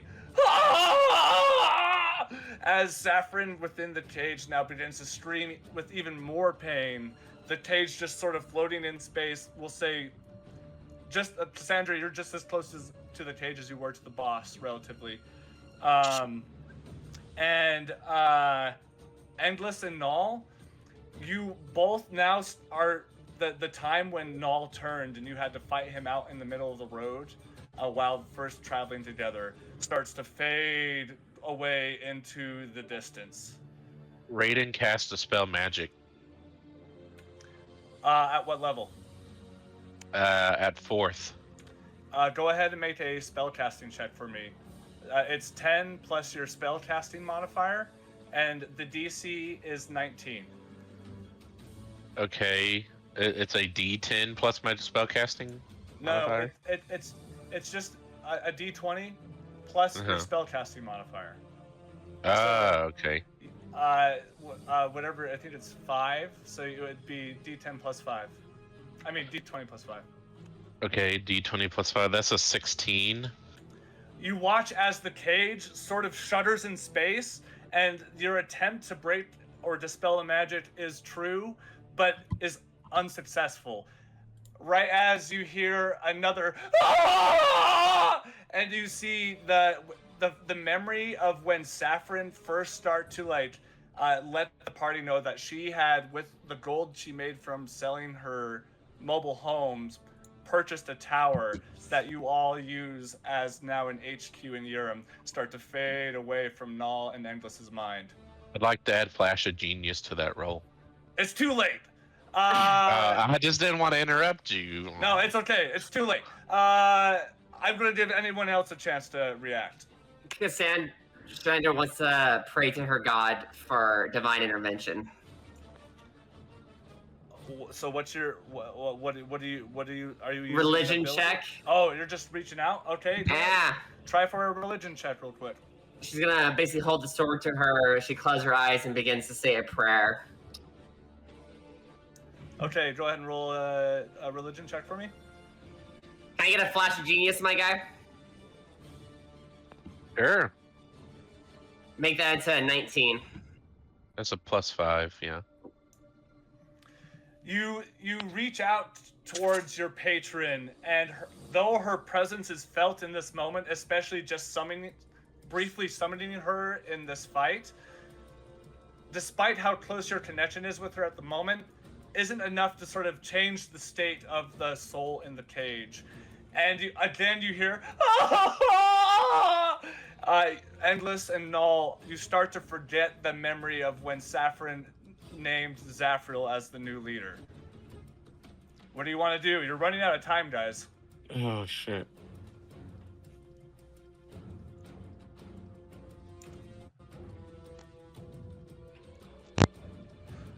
If nobody else is doing anything, Hold can on, hold on. draw. Never mind. Let Mhox step up. Mhox is gonna go up and attack the cage. Okay, make an attack roll, please. The 26 to hit. That hits. Go ahead and roll damage. That's 12 radiant damage. Okay. You watch as the cage sparks, and with your withdrawal of your weapon, you see the bars have become damaged, but not enough to fully compromise the cage. You assume more attacks may have an effect on this, but one was not enough. Mhox is going to use his second attack to try. Okay. 20 to hit. 30, 20. That hits. Go ahead and roll damage. That's another 9 radiant. Okay. Even more damage has become to the bars that form this cage. Now more dramatically bent in. Still not enough enough compromise to its design to make it falter. At which point you hear as she just cries out, "Please!" And listen, Null, you start to forget the time of when Safron had first made mammoth stew, and it starts to leave your memory. And the more and more you look at this light, Null and Endless, you know it's Safron, but the longer time goes on, the idea just starts to leave your mind. I made it dead, everyone. Just beat the shit out of it. So, I want to give people a chance to react that haven't yet. So I'm going to say Endless and Fia can go, and then after them, we can have other people jump in. Yeah, English is going to touch his ring in haste and zoom up to next to Mhox. And he's just going to attack it with the halberd. Okay, cool. No, don't get stuck in the roller. You have 3 attacks because of your haste. Yep. That's why I came. Oh no, I got stuck. Okay. I'm gonna redo that because I got stuck. Okay. So that would be 15 plus 12. 27? That hits. Go ahead and roll for damage. Hell yeah. Can I just make all 3 attacks? I was actually just about to say, just for the sake of brevity, I guess you can roll just to make sure you don't roll a nat 1, but any number you roll outside of 1 is going to hit, because it's like a construct. It's a cage. So it's going to be hard to miss. So if you want, just roll damage 3 times. Well, I guess you can roll the hit, but if it's a 1, tell me. If not, it doesn't matter. So, yeah, no, they all 3 of them were over 20. Okay. Damage? Damage is going to be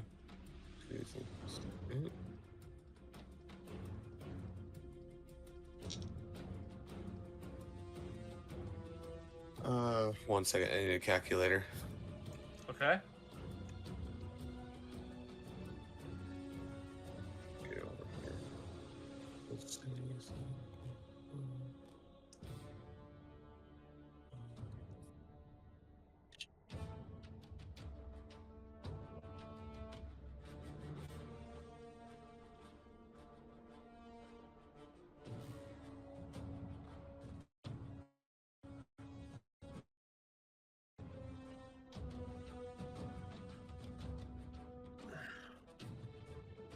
Hold up, I think I did math wrong. Okay. No. Because I attacked it all 3 times, right? Yep.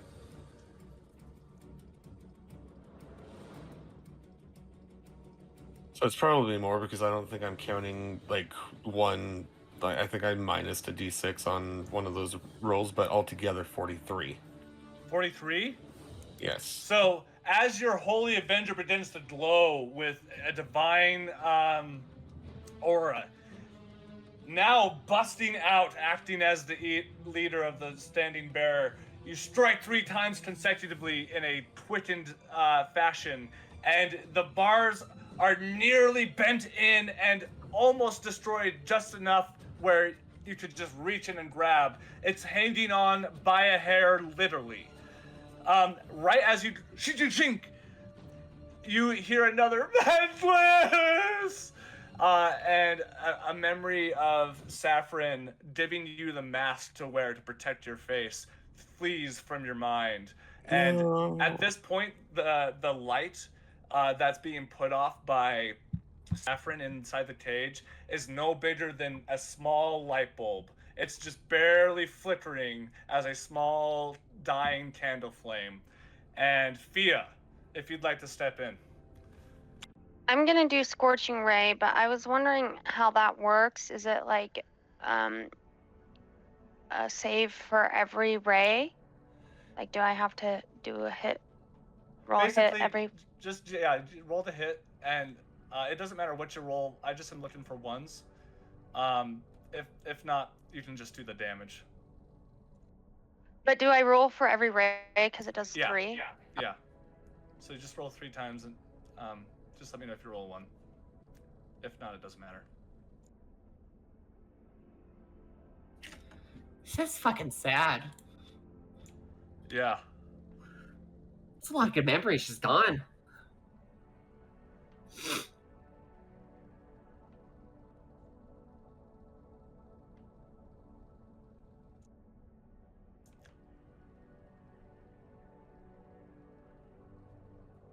$16 total. And with that, the cage erupts into a flame, and you see bars and different materials that banded the cage together, whether they magical or not, get blown out in several directions in the space. At which point you hear, and you just see Safron just like you don't actually see anything. You just hear pure desperation and pain as the light tries to float towards the exit, but starts to fail and slowly drift towards the bottom of the cage and sort of start to flicker out.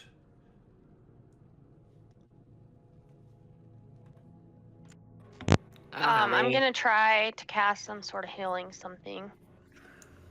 I don't know if it'd work, but As Fee is doing that, since Mox is right up there on it, he's gonna scoop up whatever he can to grip out of the cage. yeah, I was just about to ask if we could touch her. I was gonna ask if Null could do that, but that's fine. Mox, right as you go to scoop, you see Null approaching behind you, as he kind of gives you a little bit of a nod, and you sort of exchange over. And Null and Mox, as you hold the light in your hand, you can feel something, like an essence, like you can feel it in your grasp, but the light itself does not touch you. It just kind of floats within the area of your palms. As Null, you just feel this like warmth return to you that you never thought would. yeah, he tries. For a moment, he almost wants to smile, like as a flicker of Saffron's face comes over him. But there's also that maybe this isn't filling that doubt, lingering in the back of his mind. Like maybe this is just all a trick. Like he never thought this would happen. He just kind of whispers out, "Saffron." At which point, you hear a very weak and distant voice, almost like a voice coming from an end of a very long tunnel. You just hear the phrase, "Home," be spoken in the space around you. Look, you're all very powerful adventurers now. Is there any way we can get her back? Saffron just looks at Raiden. She's like, Oh, Safron is not here in person. Oh, I Cassandra. meant, sorry. It's, I meant it's the second Cassandra. time tonight. Yeah. It's hard. Raiden kind of scratching the front of his skull, it makes like a grinding chalky noise, with his skeleton hands, like. I could make a homunculus for her soul to inhabit. Though it might take a little time. You're an artificer, correct, Cassandra? I am indeed. How much expertise do you have in homunculi? Quite a few, actually. But I was going to interject, sir. What if we brought the vessel to it, Marie? We could do that, but somebody would have to stay and watch her while we do that. Safron. Didn't Marie come with us? Yeah, I actually didn't Marie come with? Yeah. Oh, yeah. Yeah. Yeah. Okay. Cassandra just pushes Marie Sorry, towards... everybody. towards... That's okay. At this point, we'll say, although Marie was an expert in combat, ever since this sort of dilemma, she was not in a fighting condition. So we'll say she was. That's fine. Spectating from afar, maybe closer, hovering around Fia where she was initially. But as Marie sort of pushes through the crowd, and sees the light that Null holds. You can, Null, in your grasp as you hold Safron in your hands, you feel this tug, almost like a magnet getting close to another. You feel this pull. Do you let go of Safron? No, he wouldn't. He would try to hold on. I don't know if it's right. You shouldn't share a body. Or maybe? Marie just looks to you. Please. I don't know what's about to happen, but this is what I've dreamed about. It's the only way. She kind of reaches out her hand longingly, and Null, you hear through your ears in a whispered, hushed tone. Please. Null starts to, slowly drop his fingers to, let her form go, but before fully, releasing, kind of looks at Marie with just bawling tears now. I don't know if I can lose her again. Marie looks at you dead in the eyes. Me either. As she makes contact with Safron's spirit, her body is thrown back with her arms and legs being shunted behind as she sort of floats up an additional 3 feet, seeing light pouring out of every pore of her skin in making a sort of golden white aura around her. At which point, the light stops. And, Safron or Marie falls unconscious. Null would catch her. At which point, as you sort of catch her in your arms, you see it's lights out. You can tell that she's breathing, but she seems to be unconscious. Well, I guess we should go home. I don't see any reason to stay. It's kind of creepy, to be honest. And I think she needs rest. Samesies. I need a spa with a lot of muscular men.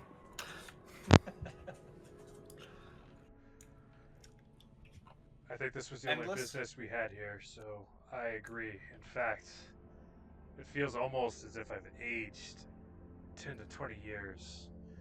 I think we're going to need either Zaphreal or some other healer.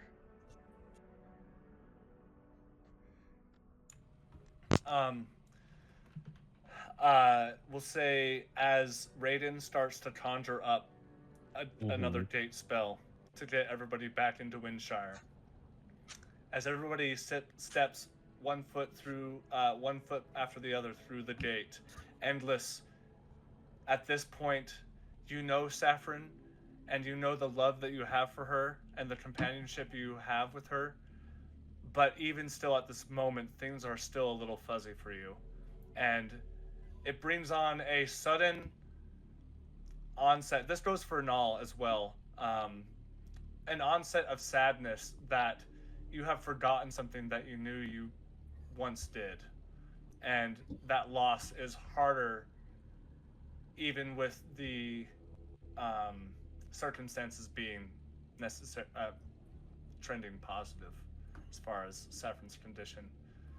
And we're just going to take a quick 10-minute break.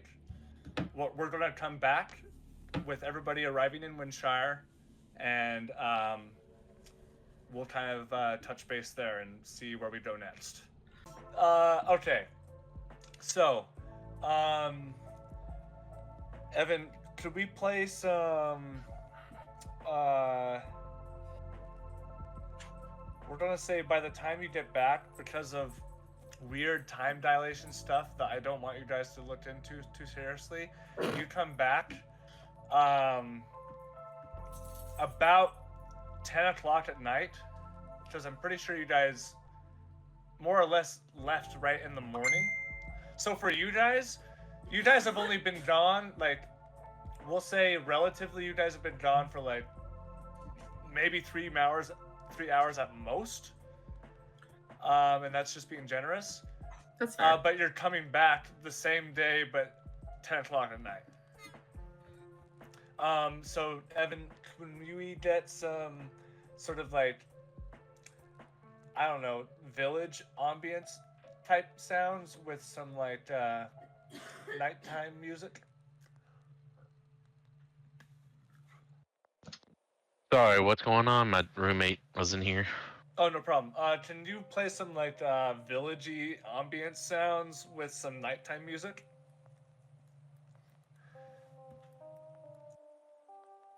Holy hell. I I can't spell. We'll pick up with Raiden finishing the casting of his spell via his staff. You guys are right outside the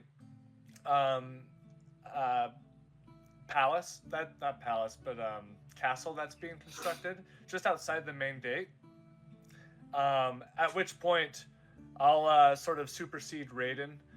Feel free to play Nal, but Raiden says, I'm glad we've been able to get her back. Realizing what time of day it is, he has missed something that's crucial for some sort of like bureaucratic nonsense, and he's going to make his little skeleton way back towards the castle. And you guys can be left to your own devices. At this point, the city, being a city of undead, it's literally the city that never sleeps, in a certain sense, because mostly they only need about 4 hours, if that. So there's still a lot of activity going on as far as work and manual labor type jobs. And yeah. Drop it. Cassandra is gonna look around at all the undead and be like, not a sip anywhere. She just rolls her eyes as she goes, I need to go talk to the king. And she's just gonna walk away. Oh, come on!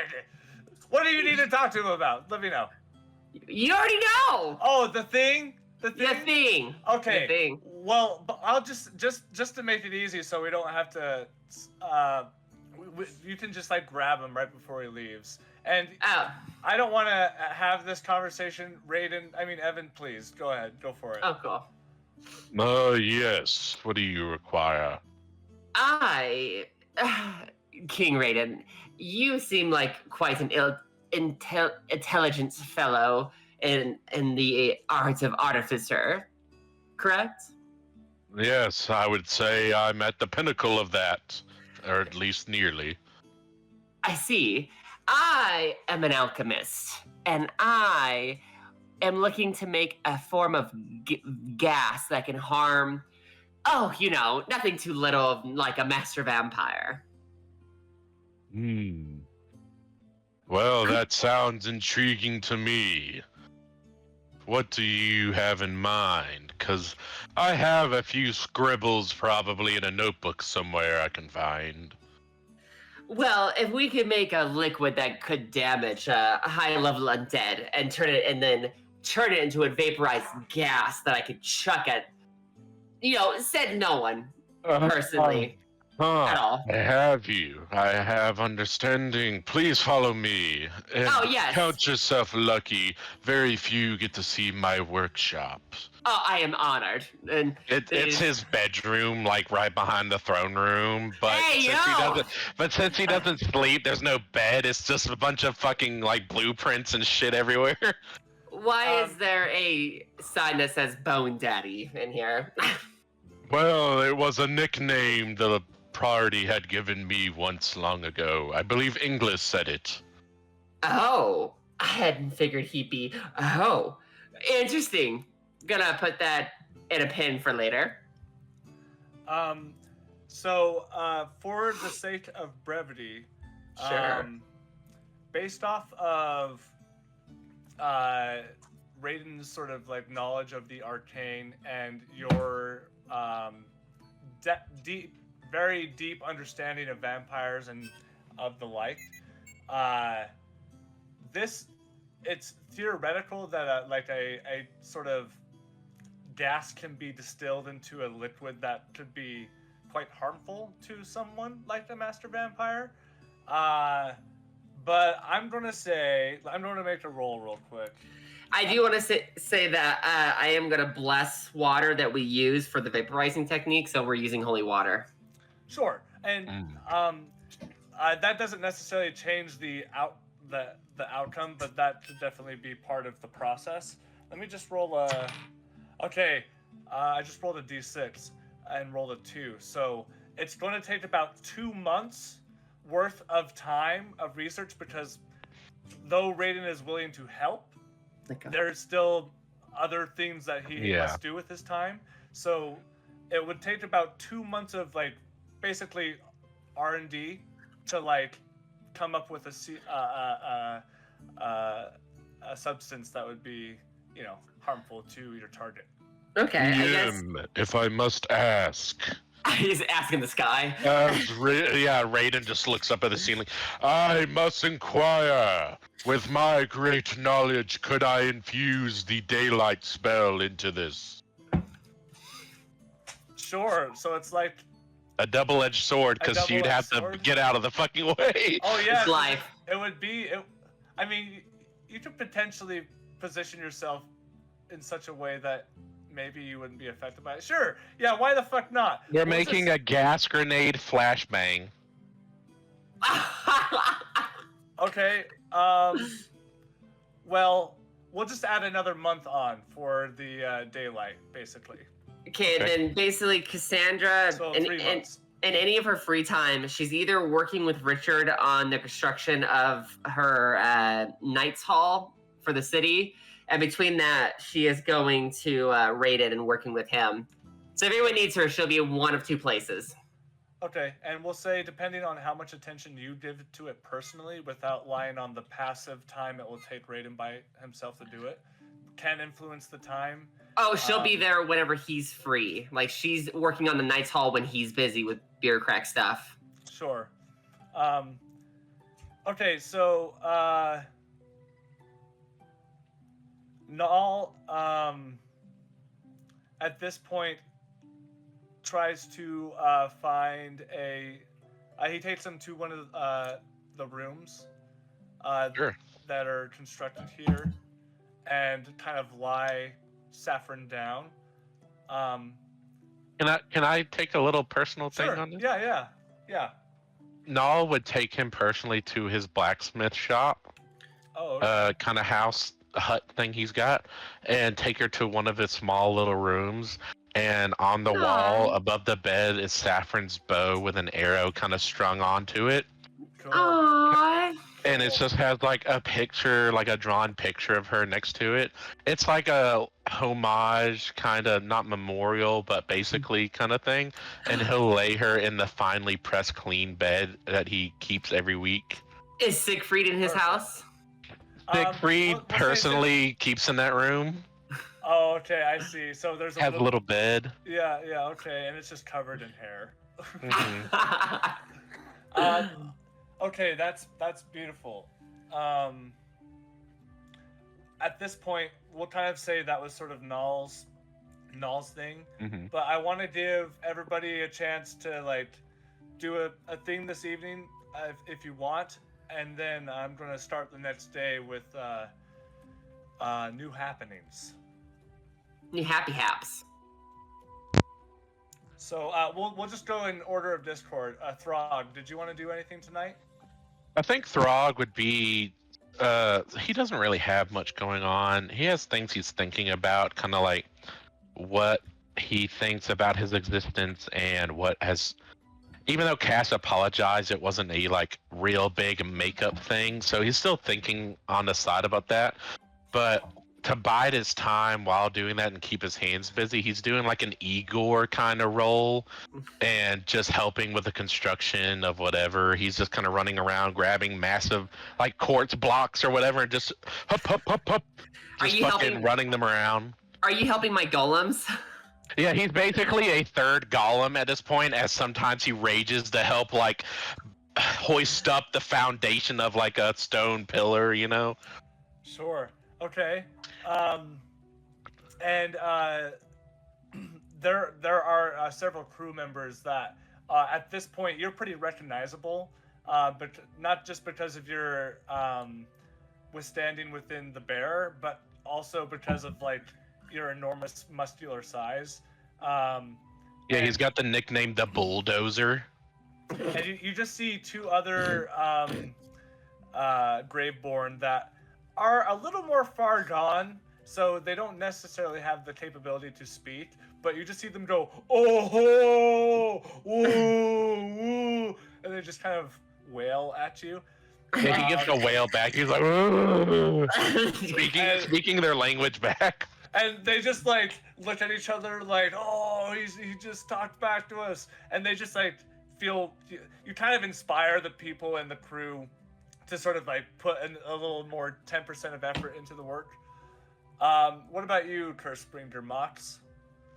I think to start, Mhox would meet with the medical department, probably specifically Zaphreal, to see if he can perform lesser restoration to kind of nullify the effects of having life fucking sucked out of him. That's fair. He kind of you get put up onto one of the medical beds, and it's at this point that you notice that you see Lock and Key just at the other end of the building, going through some papers. But what's nice is whatever sort of like mental fog they had been in, they seem to have made like a lot of progress, and not only that, are wearing sort of like lab technician coats, giving you the impression that they are working in the space.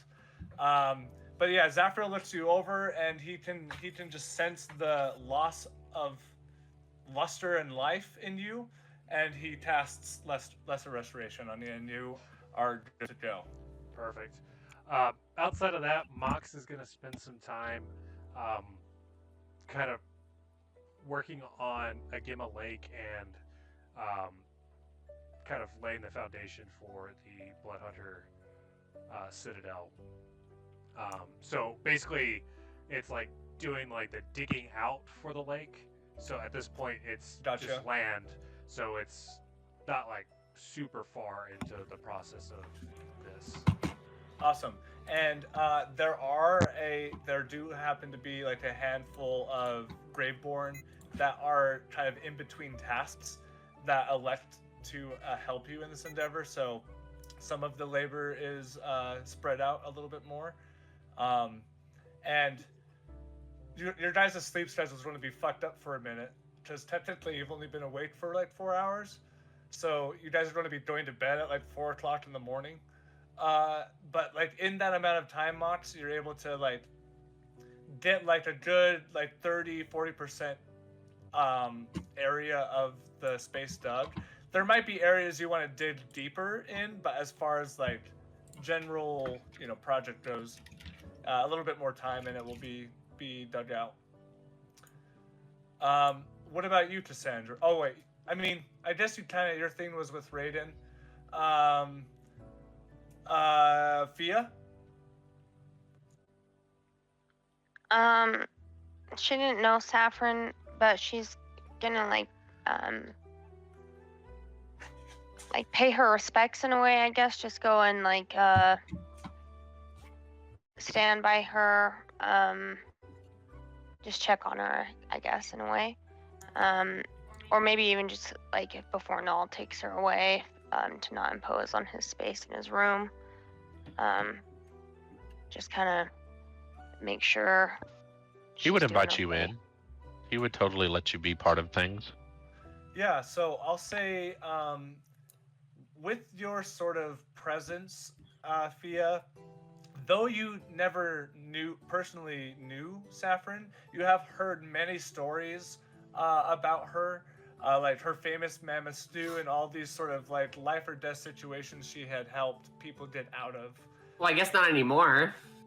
Well, I mean, she has those memories. Oh, I thought everyone was losing those memories, that if they had any memories of Saf. Never mind. No, that it just because they were specifically. It doesn't matter. We're not going to get into it. Yeah, I was gonna say it's secondhand versus actually being there type of deal. Yeah. No, that's fair. That's totally fair. Yeah, exactly. But Fia, like, your empathetic touch and presence as you sort of like hold the hand of what looks like, honestly, like a sleeping beauty lying rest on the bed, and you sort of serve almost as like a gentle warmth, much like an incubator is for eggs. And though you're unsure of her condition or what will come of her, you feel, I don't know, you feel like you're at the right place at the right time. What about you, Endless?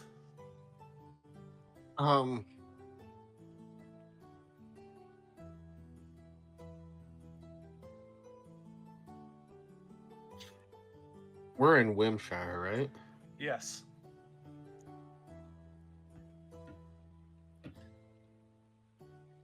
I don't really think there's anything like currently that English wants to do. Okay. As you sort of spend some time catching back up with Xehtom, the sort of thoughts of like what had transpired, like Safron and now Marie, and are they joined? It's all a confusing mess, and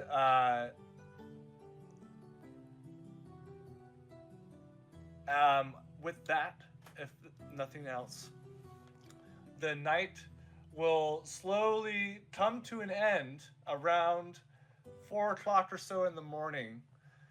Not for Throg, but still. Yay! Throg just puts in some overtime. Yep. The party will wake up around, we'll say 1 o'clock in the afternoon. And everyone who was affected with their hit points are now back up to what they were before. Cool. Because of the long rest. And when you wake up, you have this like sort of, for the lack of a better term, Grim Reaper hangover, where your vitality and constitution is about you. Like, you don't necessarily feel physically sick, but you feel like something inside you, not your muscles, but it's just very sore, battered, and beaten. But for all intents and purposes, are just fine.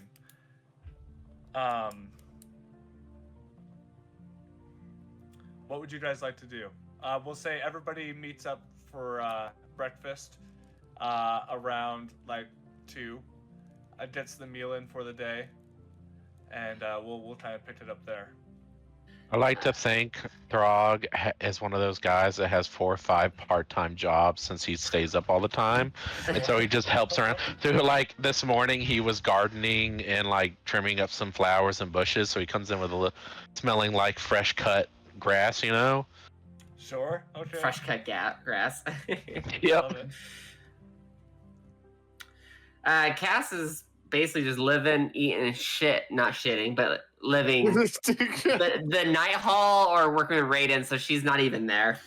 I hope she's at least regular in some way. She's not.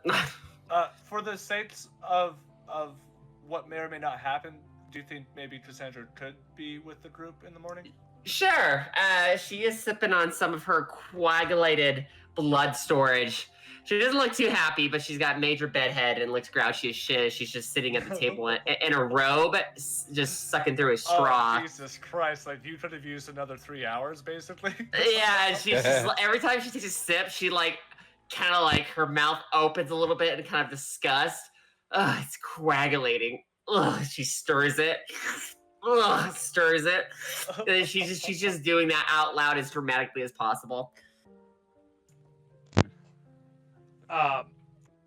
Mox would roll in, having already done his workout with Teddy, kind of like his normal run around the city and kind of just lifting, that type of stuff, before coming in. So he's kind of got the perspiration on his brow and like a towel over his shoulder, like he's just got done, and he's eating breakfast before Nice. he goes to freshen up.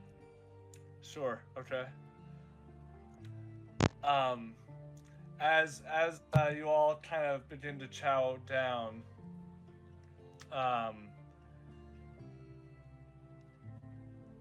the one of the Emerald Grove druids approaches the table, accompanied with two what seem to be apprentices. They don't have robes that have hoods. In fact, they're kind of wearing sort of basic earthy toned linens with some leathers that fall behind, and they politely come to the table as they say, excuse us. Oh, God's company. She just like kind of hides her face as she's still slurping and gagging. Cassandra, where are your manners? It's not. It. And she just kind of like yells and she like brushes her hair down. Hi, welcome to the Standing Bear. Hey, much better. The individual removes his hood, and you see a human male that's probably in his mid-40s with a purposely shaved, smooth, bald head with very, very blonde eyebrows that are almost translucent. He looks towards you. My name is Colin. I'm one of the elders.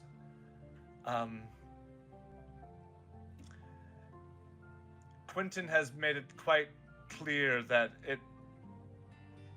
the Standing Bear must meet his presence. There seems to be something wrong, but he refuses to tell us anything. Where is he? I asked where he was.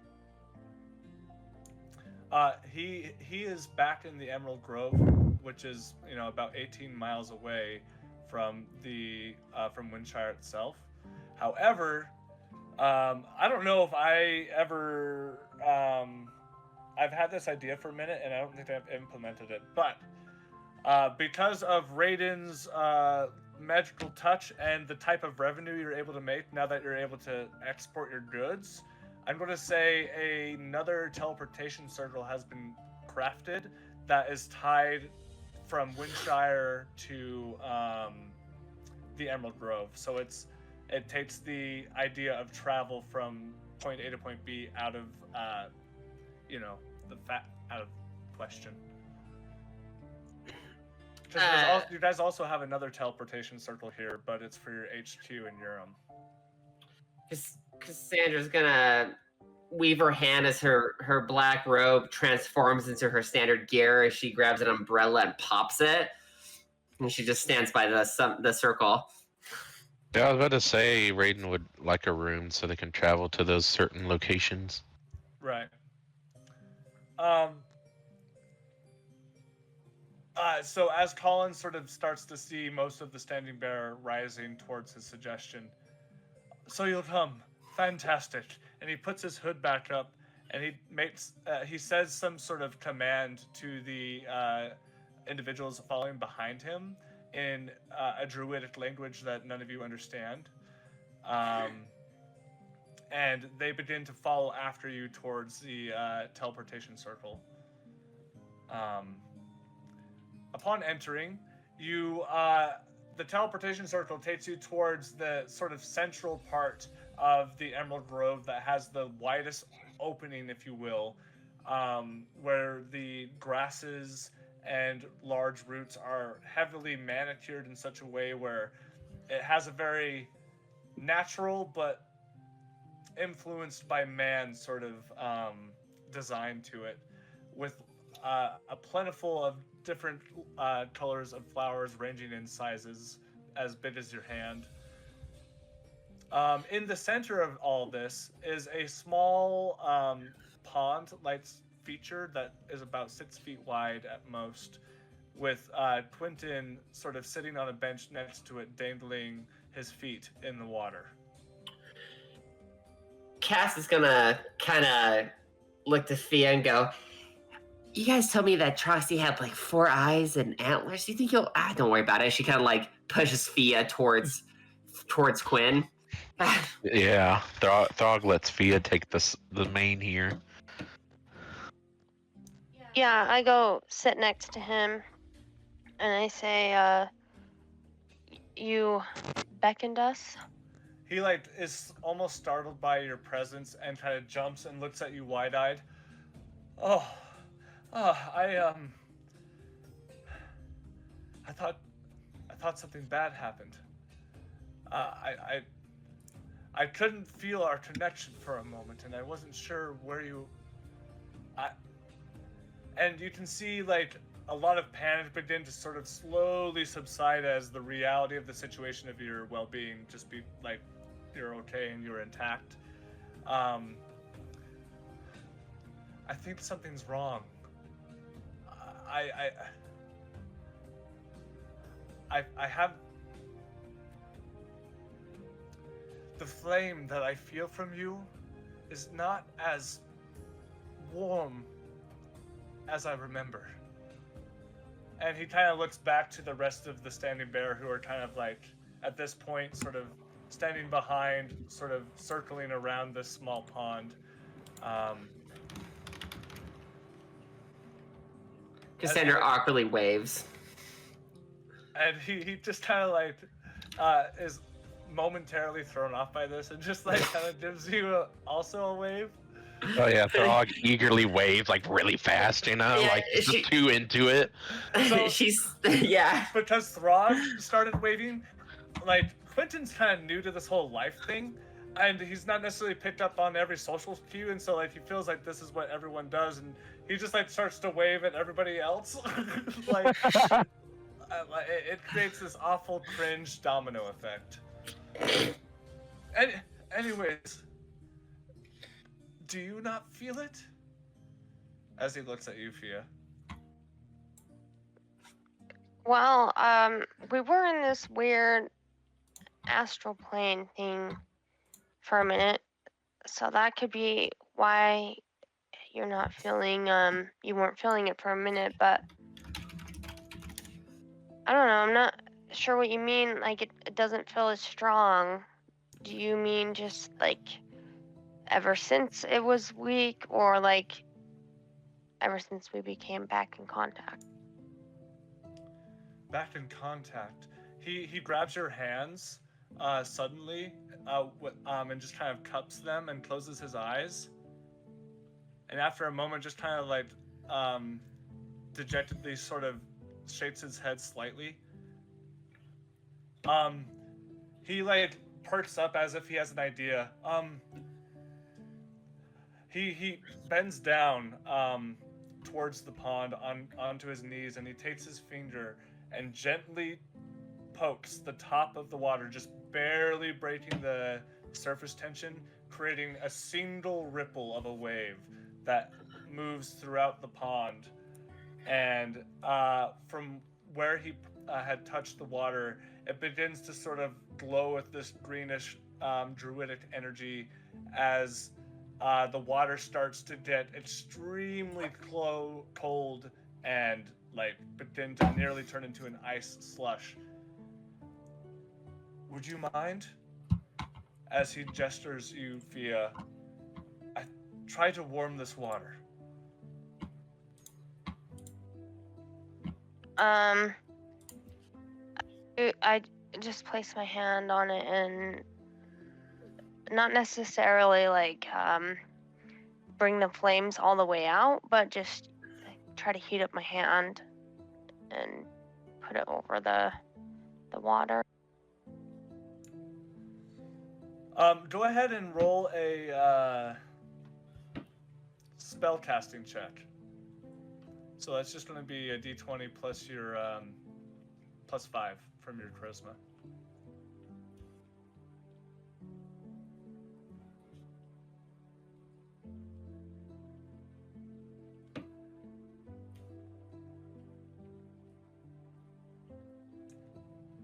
What was it?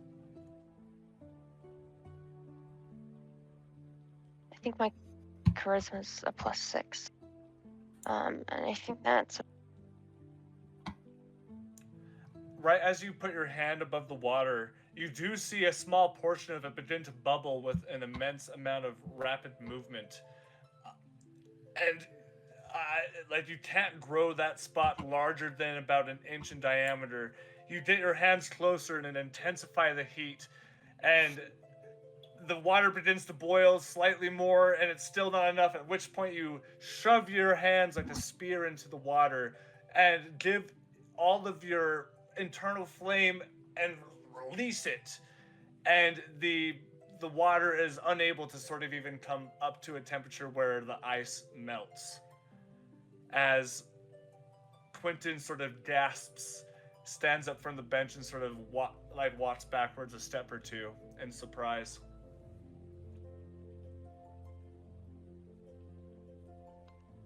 Yeah, I guess a little bit ago my magic became a little unstable, and then I was able to reel it back in. But maybe it needs more work or something. Quentin just looks confused and looks to the rest of the party. How could you lose your flame? Fia, can I ask you something? It might be a little weird. Yeah. Where does your flame originate from?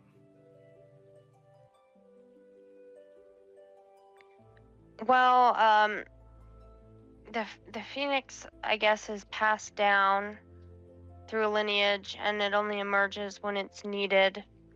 And my powers first emerged when I was 16, and someone burnt down my village, and I just like kind of burst into flames and chased them out. And that's when they first emerged, and my mom said that meant I had a greater mission, and that's why the Phoenix showed up, and that's why I went to go be an adventurer to see if I could figure out what that meant.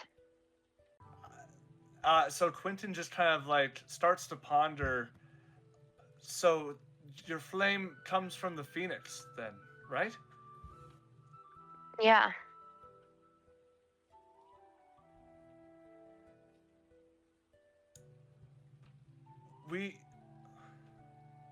how can we find it? How maybe something's wrong? How, like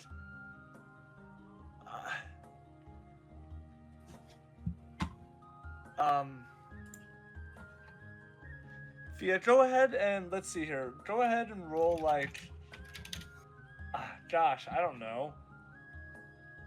I guess insight on yourself?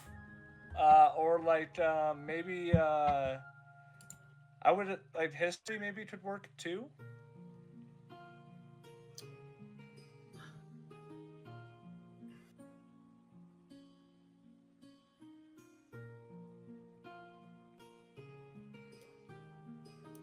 History is higher, so I'll go with that.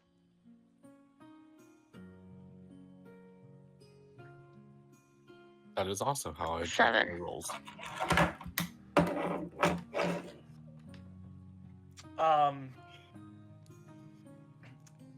As you start to kind of ponder the idea of like finding the phoenix, that's never an idea you even acknowledged in your own time on this plane, because as far as you know, it's just part of your lineage. So to find it is like it's an amorphous thing. Like how do you find something like that? So you're not necessarily sure.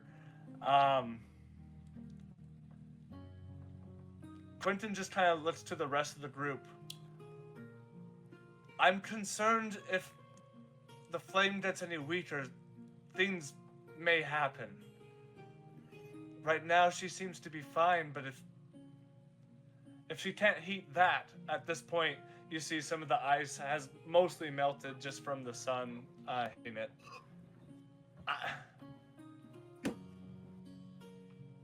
I guess I'm not offering a lot of information here. Something's wrong. Well, Quentin, How does...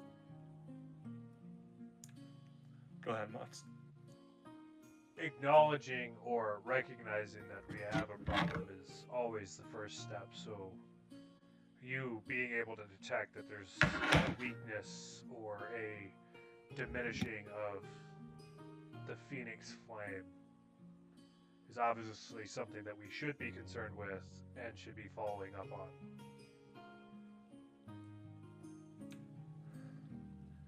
But how? As he just scrunches his eyebrows and just crosses his arms as he begins to think.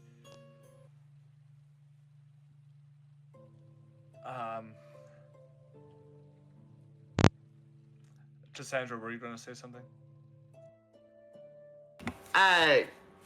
Cassandra was just gonna be like, how does one even find a phoenix? She just muttered to herself while holding her umbrella. Well, it's not necessarily a immediate answer. My first approach to most problems is finding out as much information as I can. Whether or not Windshire... That is... Go ahead. Whether or not Windshire contains any tomes on the Phoenix is probably unlikely, but there are other towns and libraries that should. Especially True. if you guys are constantly reincarnating and have been here for ages. As long as it's not the actual sun, as she like glares at the top of her umbrella, I can help.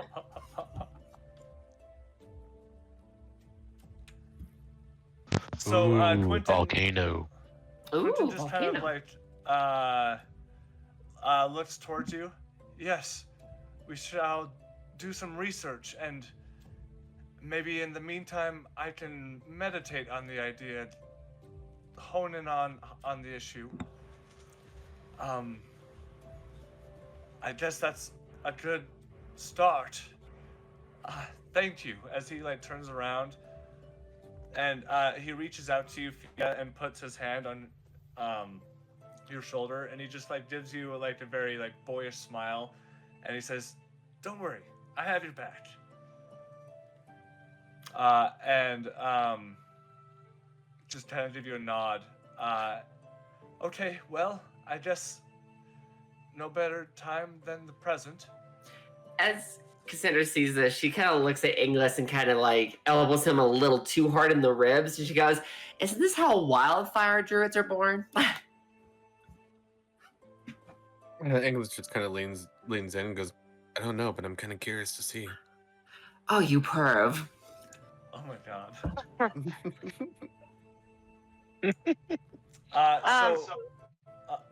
Go ahead. I was just gonna say that, like, Fia acknowledges Quentin, and I don't know. Did the flames start getting weird basically when Grave Bones came back into the picture? Am I remembering that right? Yeah, well, as far as the timeline is concerned, when Gravebones showed up in the picture, your flame had become a little bit more chaotic. Like for example, you couldn't like just do something as easy as read a book without really singeing it or nearly burning it. Because up until that point, you had like such proficiency over your flame that it was second nature. After some time, you had quelled that some and kind of brought it back down towards the center. But I guess in a I'll say maybe it's not clear to you at what point your flame had started getting weaker. The only thing I could maybe think of is the gradual loss of temperature was so subtle that it wasn't necessarily something that you had noticed until something like trying to heat up a small pond of water before you was enough of a test to actually see how hot your flames can get.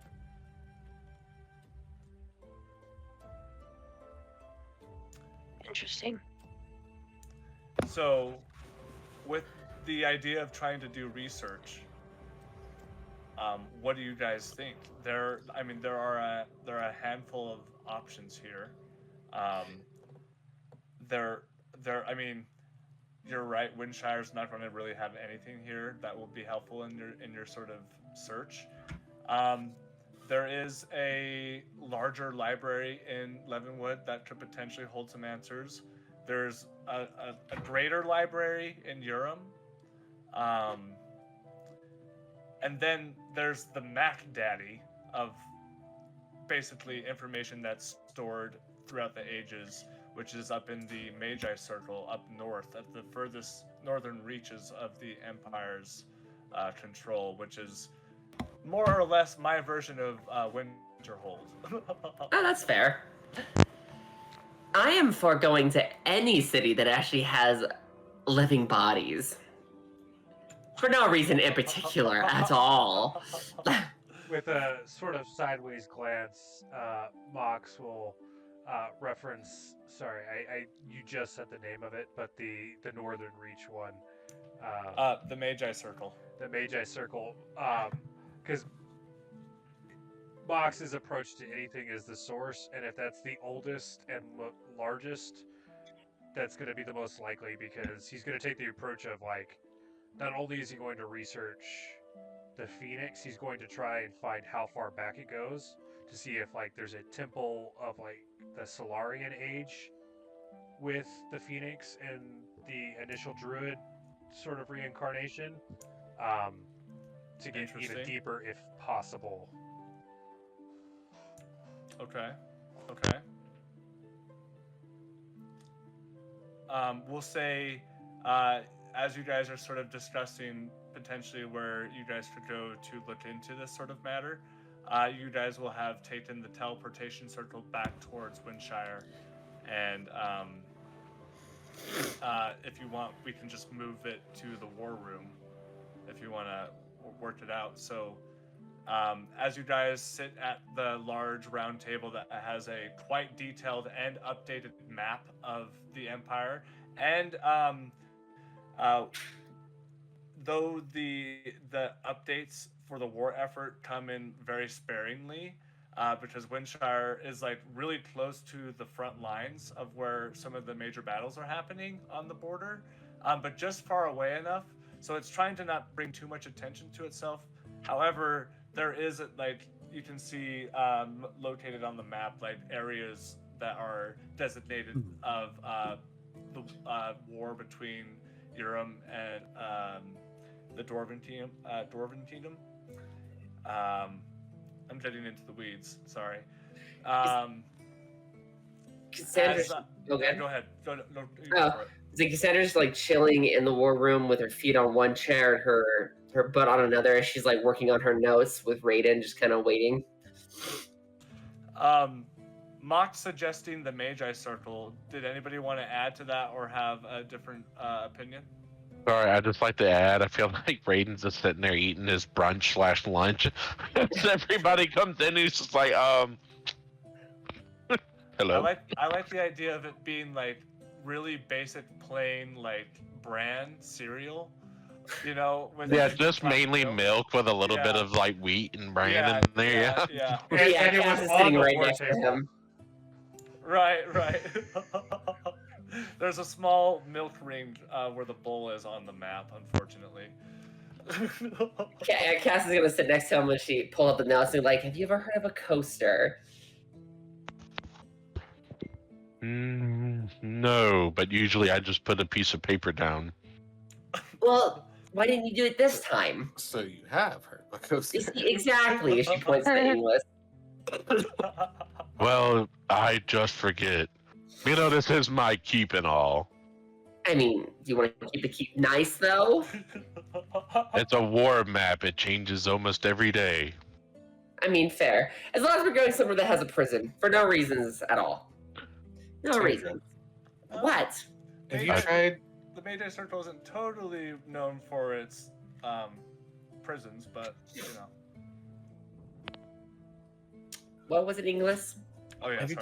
Have you thought about like being like vegan, like? But I guess in your sense, like going after there's plenty of animals you can go hunt.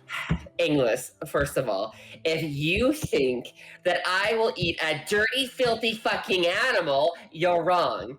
And if you suggest it again, I'm gonna turn you on the inside out, starting with your asshole, turn you into a meatball, and use you to make tea. I eat venison all the time, so why are you better than I am?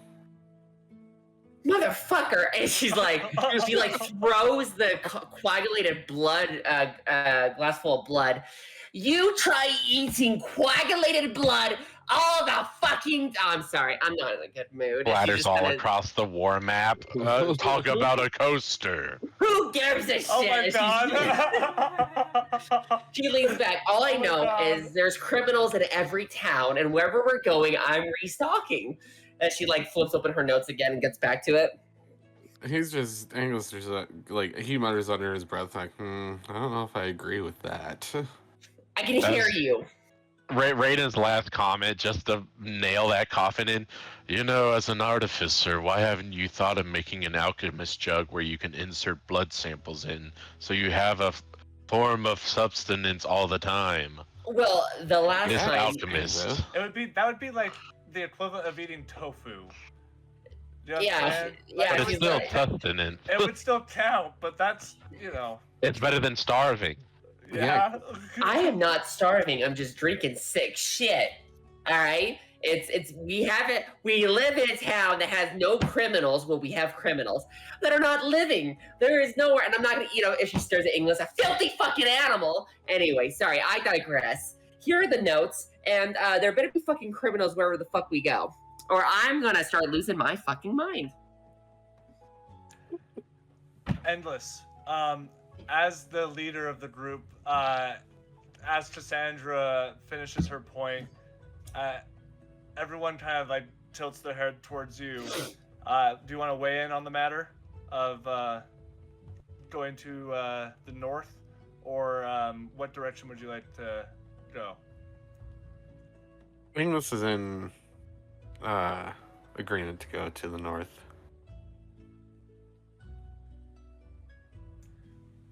Shall Raiden kind of mentions the idea, will you be taking the airship? Because I could teleport you there, but I wouldn't be able to come this time. I can't leave so suddenly. just after Yes. being gone. No, I think taking the airship will be very smart. Raiden, you've always been a bone full of joy. I imagine Poddington's like his head advisor, and he has a clipboard with all his appointments, Yes, and he's yeah. like smacking him in the side of the face, and like, "Come on, we gotta keep these up. You can't just be going willy nilly." Kind of like Tony Stark and his wife or whatever. Like you can't just go off and on adventures. You have a CEO job. Oh my god, that's great. And its lid is just like popping up and down. Yeah, like Tapping that's the the clipboard clipboard. with It the next pops the lid appointment. off. Yes. Little quill in hand. Yes, I think the airship will be the better option. As much as I appreciate the speed that the teleportation would give us, I think following on from whatever research we find to where this source of the Phoenix is probably the best, and we would be a little bit encumbered having to trek back just to take the airship after we find where we're going next. Agreed. We should just airdrop on any location we're at. Can you Okay. fly it, Cassandra? Actually, You guys have hired a crew. You don't have to worry about flying. it's funny you say that, English. I mean, because if she airdropped off the ship, can Oh, she fly? I You know, see. I've been waiting to show this off for. Actually, no, I'll wait. I'll wait for a grander entrance. I won't say. If Don't you worry can- about it. If you can fly like a bat, I will eat my foot.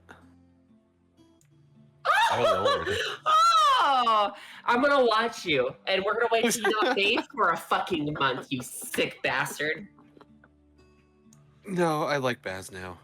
No, I agree. Airship would be good. No, if you want to airdrop, we'll push you right off the edge. actually, do it.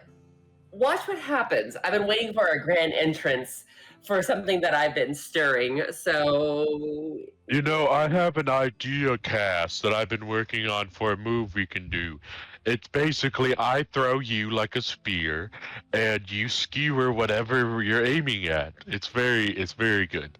oh, that's brilliant. We could call me the vampiric spear attack. I love it. Right with the blood source. Sorry, my mind is strictly on blood right now. I do have a request though, English, but I'll wait till we're about to finish up before I ask. I also have a request. You are only allowed to eat people who are on death row. They're all criminals. Why does it matter? Because just somebody who was trying to feed their family should not be put in the same bracket as somebody who That's it. slaughtered a bunch of people. She like matches your mouth with her hands. Yop yop yop. Fine death row. Yop yop yop. Ahem. As the leader of the Standing Bear, I have spoken! Oh yeah, you have. We all heard. Raiden has a gavel and he just like smacks down on the war table. Ah, easy there. Okay, so with that, we'll say the airship is in between shipments, so it is available, but it will take about 30 minutes to get the ship ready to leave. Okay. Which is just enough time for everybody to grab whatever knickknacks or things that they would like, small things on their person. And we will pick up with the airship just taking flight as... Oh shit, I have it written down. Is it Philip, the captain? Wait, before we get to that part, may Cassandra address her request? Oh, sure. Yeah, go for it. When we finish this whole Phoenix thing, and Raiden, I'll finish working on my notes in between travel to bring back to you. I would like, if after we finish any other pending things, if me, Fia, and English could visit my old home when we get a chance. Well, of course. I'd be down. You want to visit a home? I do. Could we all go? I mean, yes. I mean, it hasn't been touched since as she kind of like stops for a second as her eyes kind of look down at the table. It hasn't been touched since I left, so I would wish to go. Yes. Yay, road trip. Or a fly trip. Fly trap? I don't like. What is a fly trap? No, No, Throg. fly trip. When there's an I, it makes an is sound. Remember, we talked about that. I've gone on many trips, but they've never been good ones. Well, not again, my friend. This one will be good. I promise. Okay, as long as it's not like the whale again. As the camera starts to pan slowly back behind the airship, slowly retreating from the airship as it takes off from the air tower just outside of the wooden shell of Windshire. This is gonna. I have to look at the world map real quick. Hold on.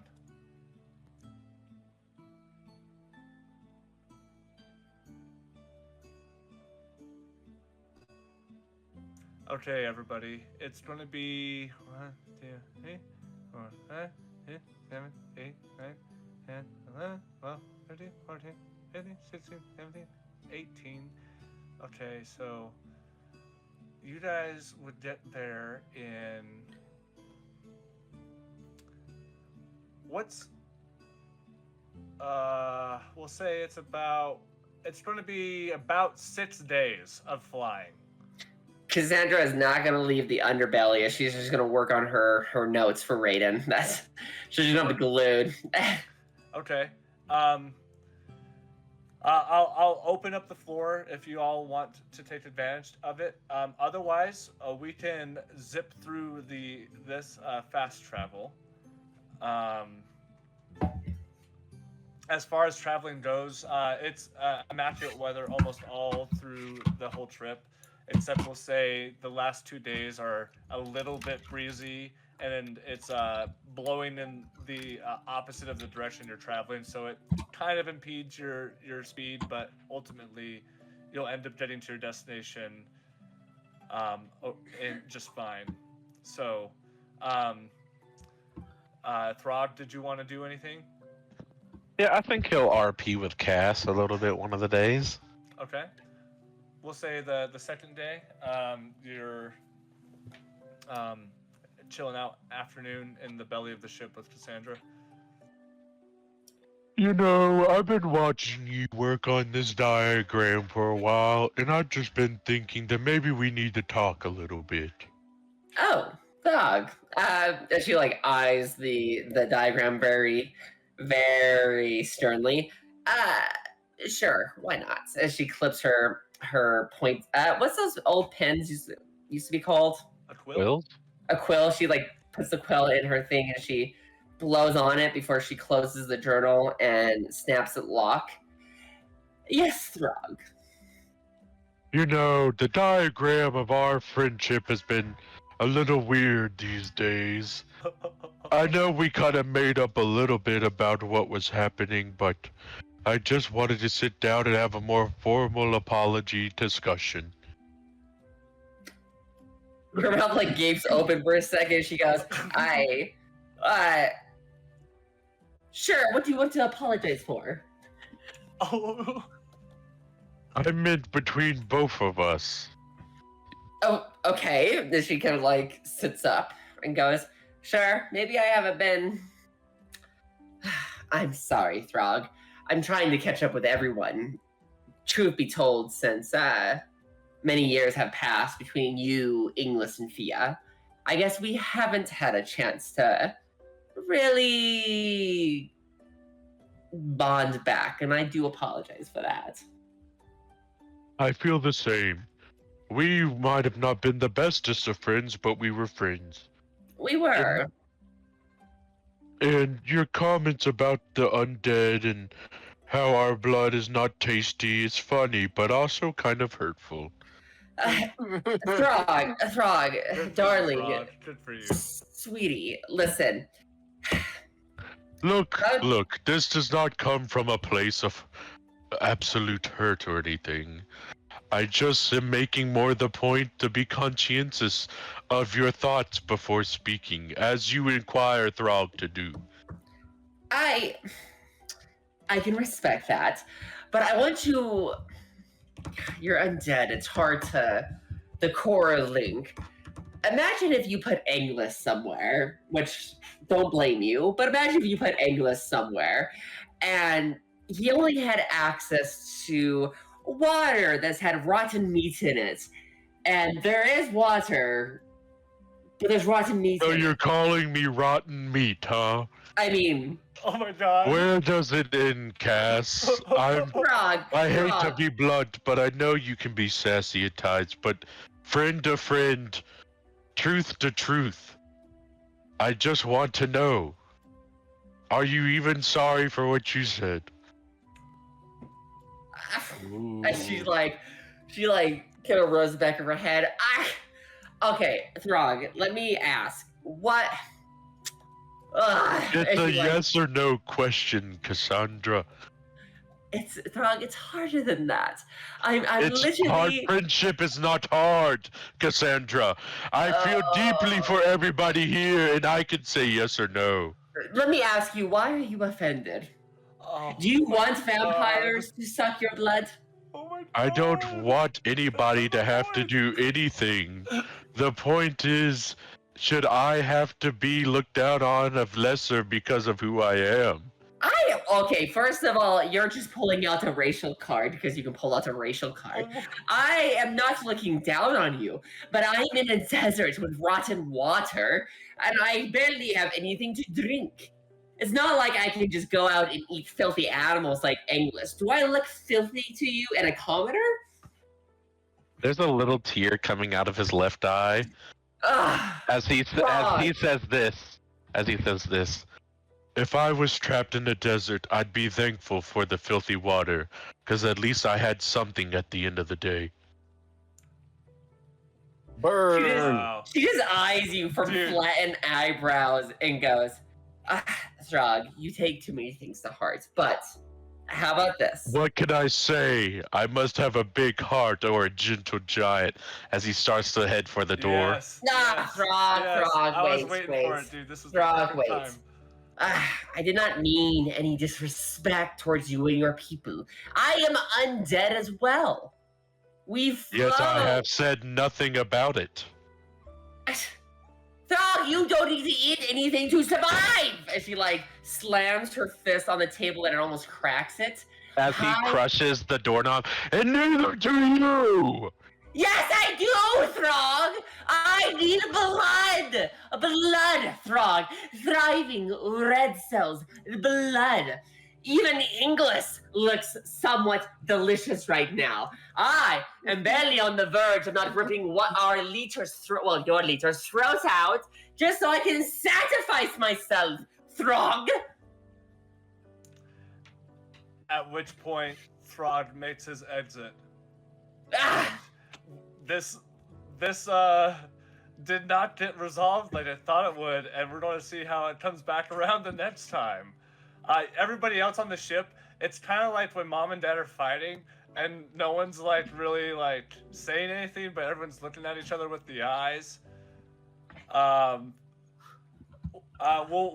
We'll bring it back down to Cursebringer Mhox. Anything you want to do in the next 6 days or so of travel? Well, now I had one thing. Now I kind of have two things. Okay. But the first one, before the confrontation there, at some point Mox would want to sit down with Fia to kind of go through what little bit of detail she has on her life or understanding of the Phoenix. He's trying to, and he's documenting everything. He's trying to find whatever minute detail, basically trying to expedite when we arrive, so that he knows exactly what things to find, with a curator or whoever's running the library, of here's the details I have, so that we can narrow down our search instead of trying to fucking go through this goddamn coliseum of books. Okay. Feel free to have the conversation still, but something I wanted to add to Riley to Fia's spiel.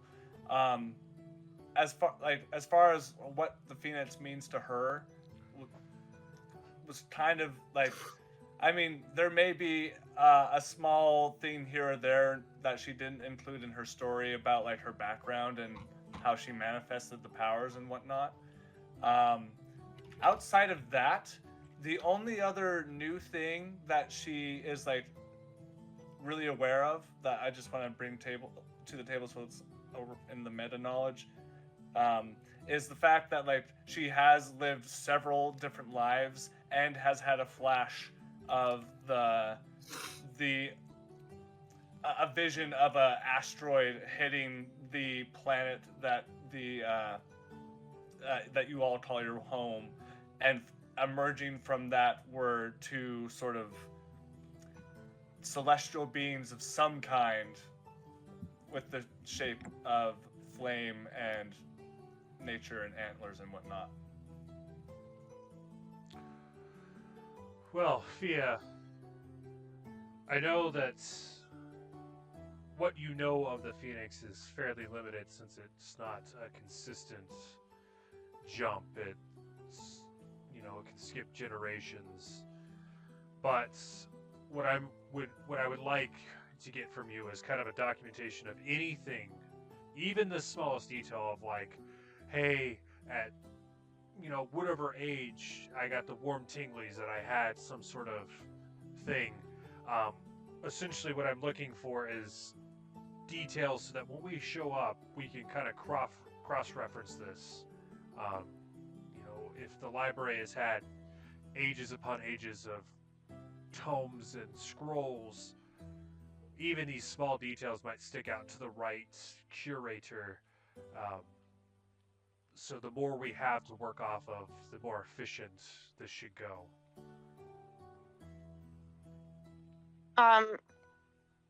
Well, unlike Troxy and Quentin, we can probably find stuff on them every generation. Probably consistent literature. But as far as the Phoenix goes, for a while it was just a legend passed down from my family, and it was one of those things, everybody believed it at first, and it got to a point where it had been so long.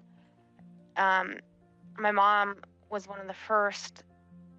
Maybe it was actually her mom, but I'm going to say it was your great-great-great-grandmother, so 4 generations before. I don't think you know where I was going. Sorry, never mind. My bad. It was a legend that was always told, like, as we were growing up, basically. But my mom decided, since it had been so long, it had gone to a point where it was just a legend and not really believed that actually happened. So my mom didn't actually tell me until I emerged the powers. Whereas before it was like something that was, so it has been so long since the last Phoenix. And maybe this is probably where you were going, but it's been so long since the last Phoenix that it's even got lost in our family history almost. If it wouldn't have come forward in my generation, I wouldn't have been able to pass it on to the next, because my mom wouldn't have told me if I wouldn't have surfaced it. Right. What I'm hoping, and obviously that's one, since you guys seem to be interconnected, if we can find information on Troxy or Quentin's past life, it should help lead us in a similar direction. But in theory, the Magi Circle should have kept better records than anybody else on the continent, because that's their sole purpose. Well, maybe not sole purpose, but primary purpose. And what ends up happening is, if it's not consistently used, it gets hidden away in the catacombs, and until someone else goes digging, it just lives there and gets forgotten. So I'm hoping that's worst case scenario, and that it'll be easier to find it, but I think this is a good jumping off points. We have a pretty good understanding of Troxy and Quentin's basis as far as knowledge, and with what you can provide, I think we should be able to get into a better starting points. What will be interesting to see is how far back, because you talked about the asteroid in your vision.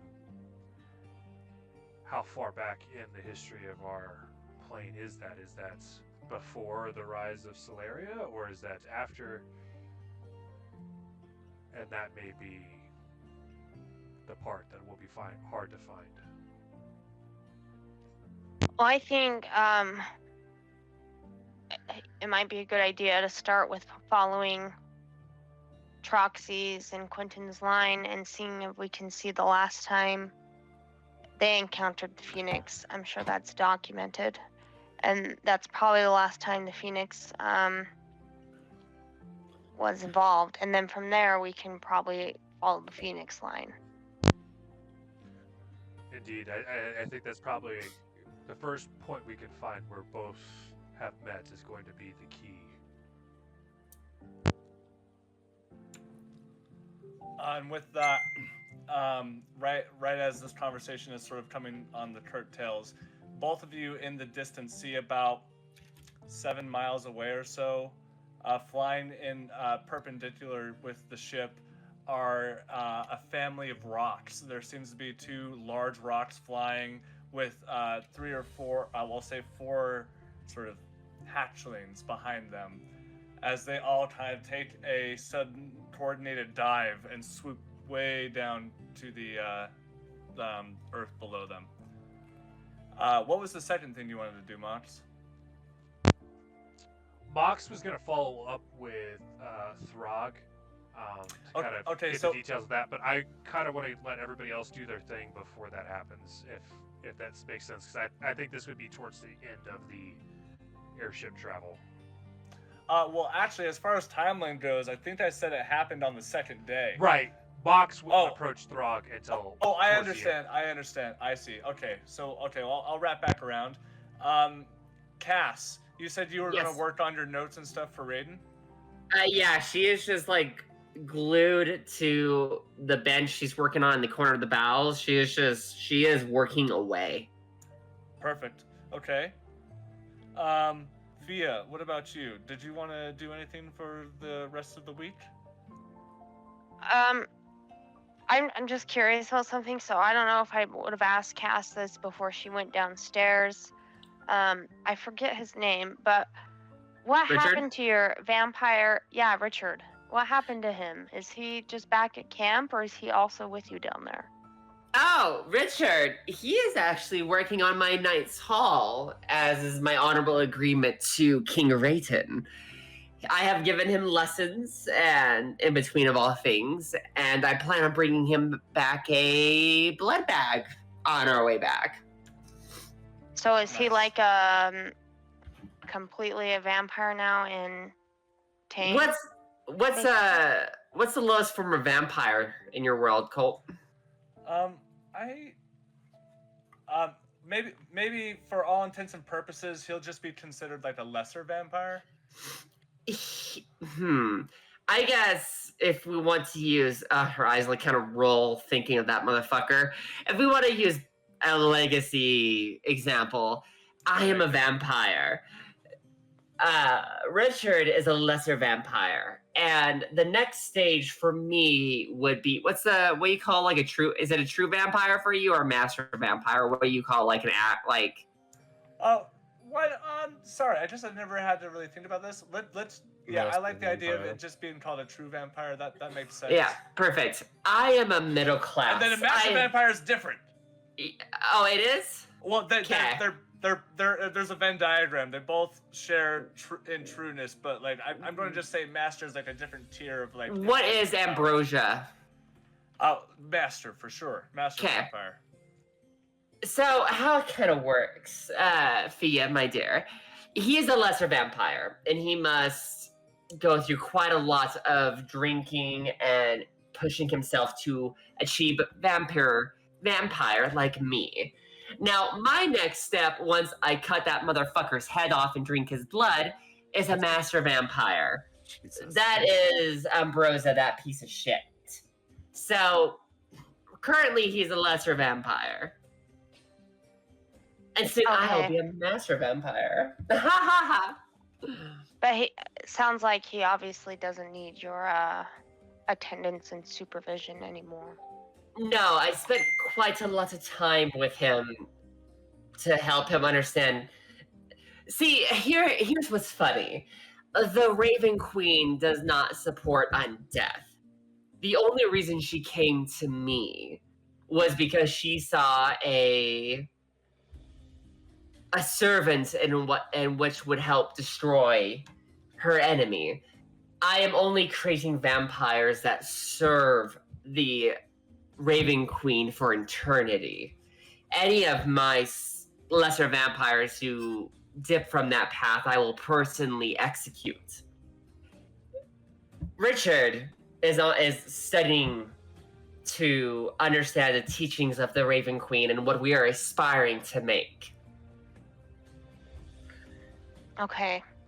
And is her goal to kill the master vampire, or does she want you to do something after that? To kill the master vampire is she Well, kind of. I mean, you're kind of like that is your task, but like you're kind of a champion of the Raven Queen, so it doesn't necessarily stop there. She kind of puts her quill in her pen and she kind of sits up straight. That is my reward, Fia. My reward to serving the Raven Queen is to kill that motherfucker for what he did to my family and the years of torture that he put me through. That is my gift that the Raven Queen has allowed me to have access to. And see, Fia, the thing is, I love you guys. I truly do. I am an ally. I am a friend. But I am... Who just fucking laughed? Dog. She goes, I am not a standing bear. I am a follower of the Raven Queen. If after everything is said and done and I am called back to the Shadowfell, I will go. If I am asked to go somewhere across the world because I have to go there, I will go. But my goal, Thea, in the long term is to make allies. And to make myself the strongest vampire I possibly can be to serve the Raven Queen. My goal is to serve her for eternity, for what she has given me. I see. Well, I'm intrigued to see where it takes you next after you meet your next goal. Ah, Thea, don't worry. No matter where I am, we will find a way to communicate. I love you. I love your face.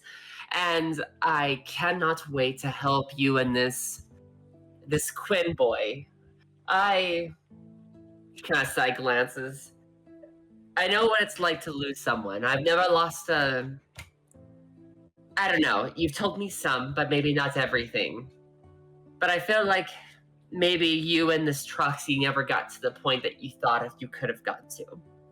But losing her has been, I can tell it's been detrimental on you. And now you have this Quinn person that is technically her. I only wish for the best for you, Fia. And happiness. And know that no matter what, It's sad, Fia. It's sad because it's hard for me to say that. I will follow the Raven Queen's orders at all costs. That is my life, that is my duty that I swore into. But just know, as long as it doesn't go against the Raven Queen's wishes, I will always be there for you, Fia. Mom and Dad, they loved you. They, some blood tears kind of form in her eyes. They were sad when you left. I was sad. But I'm glad, because you wouldn't be here today if you would have stayed. But just know that my family and I've always saw you as a sister, Fia. Same goes for you. And I also just want you to be happy. I'm glad you found some happiness, and I don't know if you would like it to be called light or darkness, but either one with the Raven Queen. She grabs your hand, and at the same time she grabs the praying breeze that Engless gave to her, and she almost was on the verge of saying something, but she felt like it wasn't just right yet to say it, and she goes, Fia, to be honest with you, I'm not happy. I am driven by a sense of duty. And sure, I may seem dramatic and over elegant because I try to find what joy I can, but Fia, I lost my heart. I lost my humanity. Now, so you all have helped me find the peace I can, but Fia, I'm a monster.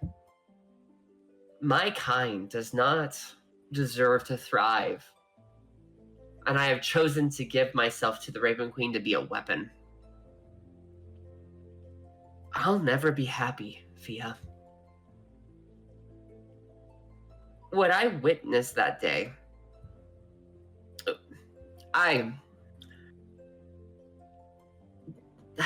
she kind of stops and she lets go of your hand and she kind of looks away as blood tears kind of start to go down her cheeks. The monster who trampled on my home and the honor of my family, my path, my dreams. That son of a bitch turned me into one of them, Fia. And the only sense of existing without jumping into the fucking light, Fia, is a sense of duty, of what my mother and my father have instructed into me. I have a purpose, Fia. And if that purpose means me turning my own kind to eradicate my kind, I will. I will.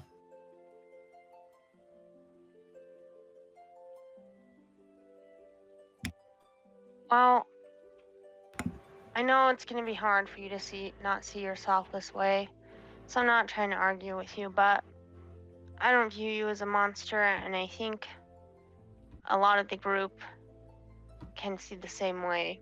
I can see why you have a hard time seeing that, because you've seen the side of your kind that are monsters. But you're not like that. So I hope one day you can maybe find some sort of happiness. She grabs... Okay. Oh, good. No, go ahead. No, do you think maybe you could sort of bring this to a close so I can move on to the next? Absolutely. Okay. She grabs both her hands and she kind of rubs them very, almost a little too hard, but like trying to put empathy into it. Fia, it warms my dead heart what you all see in me. But I am the monster that killed my family. And I am the monster that takes people away to sustain myself. Even if I kill criminals, I'm taking away a brother, a son, a father. But thank you. Fia, thank you. She like rubs your hand a little faster. Thank you. Really. Thank you. And with that, sharing in this sort of moment together, the camera will sort of phase through the ship. Engless, was there anything you'd like to do over the week? Yeah. So this is over the week of flying on the airship, correct? Yeah. Going Can north. can I say, like, retroactively before we left, I had brought Xehtom onto the ship? Of course. Yeah, I actually assumed that was the case. That was my bad.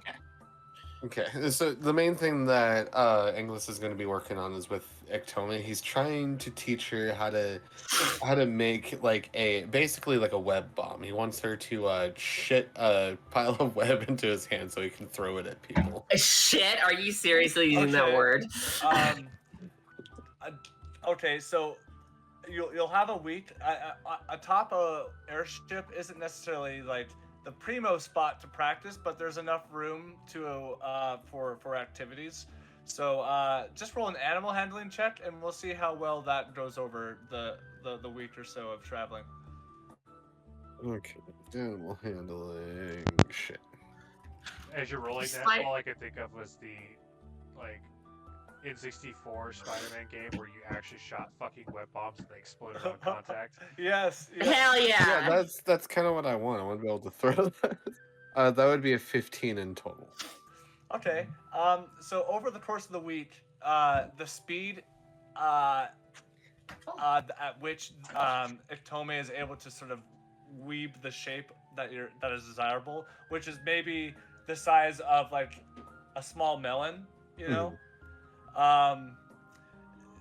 When you throw it, it definitely has like a sploosh effect, but you get the idea that maybe you're gonna have to like train at this technique more to sort of like really get it down. But you see promise within it, Tommy.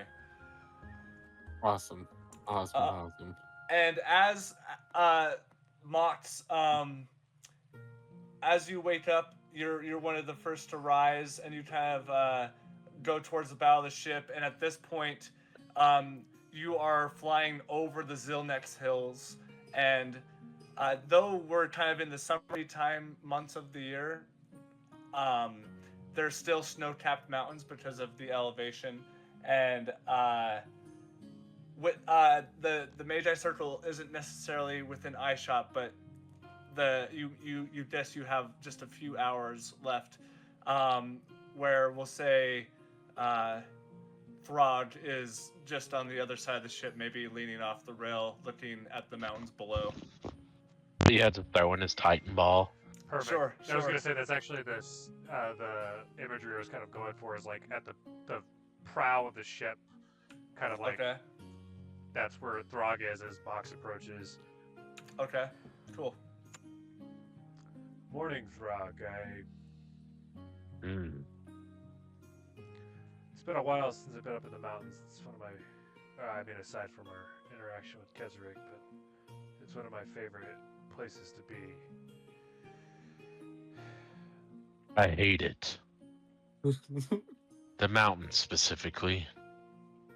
It's where I was born. You think I would like it, but only bad memories linger in those mountains. Well, I guess, and I apologize in advance because my interpersonal skills aren't nearly as strong as they used to be due to my seclusion. But I think the key is focusing on the good parts. I watched my entire village burn in the mountains, but that's not the points I focus on when I think about them. And as we're talking about bad memories, I wanted to see how you were doing. I think everybody on the ship kind of heard a little bit of the interaction with Cassandra that you had, and one, I want to make sure you're okay and maybe help give a different perspective on it. Not necessarily make it better, but maybe rough out or smooth out the rough edges. Be frank, I'm very angry, but I don't know where to put this anger. I feel like all I'm trying to do is live with who I am now, but nothing Cass can do is point out who I am. She likes to say she feels like a monster, but then points out that I am one too. When I am trying to point out that she is not a monster, nor am I, and that we are just people with circumstances we cannot help, and that we should make the better of those. But she doesn't listen through her sarcastic voice and her sarcastic demeanor. And it makes me angry as he, like, parts of him flex. You see some of the wood splinters in his grip over the railing. Mox will kind of like reach out to like put his hand on Throg's shoulder, but like hesitates before actually making contact because like the rapport's not there to like know whether or not this would be accepted. Instead, he'll just Throg, I know we haven't talked much, but I have hunted monsters my whole well, I say my whole life, for the last 10 years. And I can say that neither you or Cassandra are monsters. But Cassandra is in a very precarious point. The bloodlust from being a vampire is very, very strong. It's why I've been very trepidatious in my interactions with her, because I know what this looks like on the other side, and I'm hoping that we can keep her from going over that edge. Because once that happens, there's no going back. And I think... You say this like I don't have similar urges. Do you not remember what abominations would do? We have urges to eat people and pillage and kill.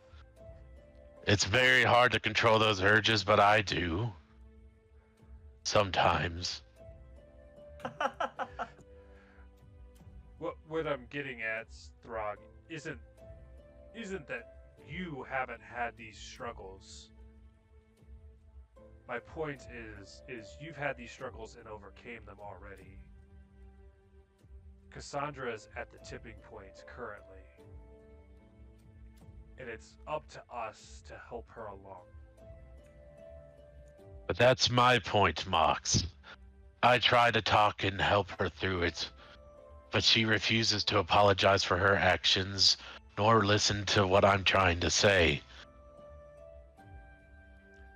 She thinks she is only stuck in one place, but there is room to grow, yet she does not see it.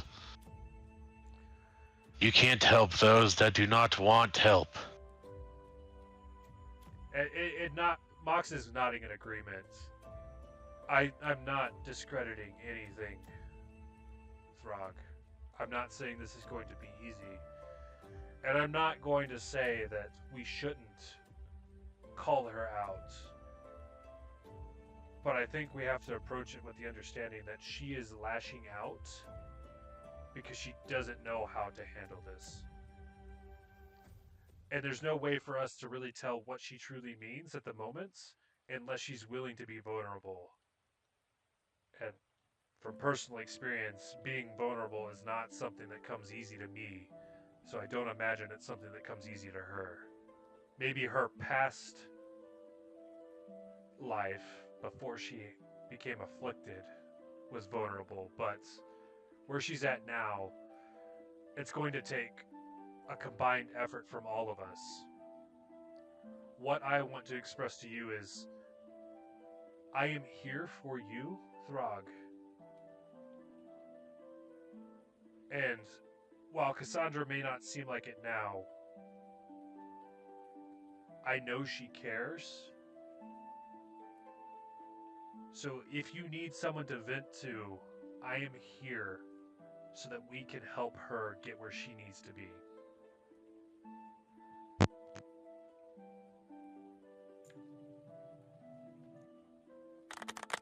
Honestly, like I said, I've tried helping her in the way I can, and I'm no therapist, as they call them.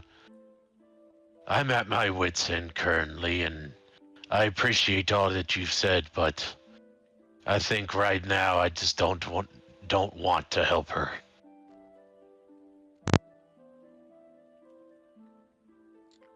Well, Throg, I think an important quality is understanding whether or not you have any more to give to other people. If you don't have anything in the well left,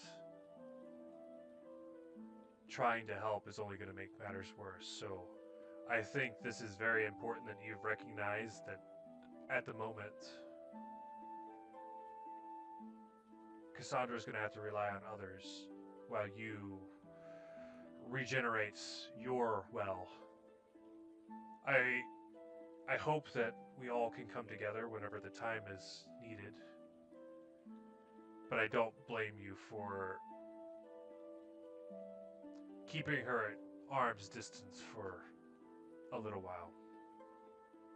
I think I've started to realize that everybody needs comfort. But if I have to be honest, you're the only person that's ever tried to comfort me.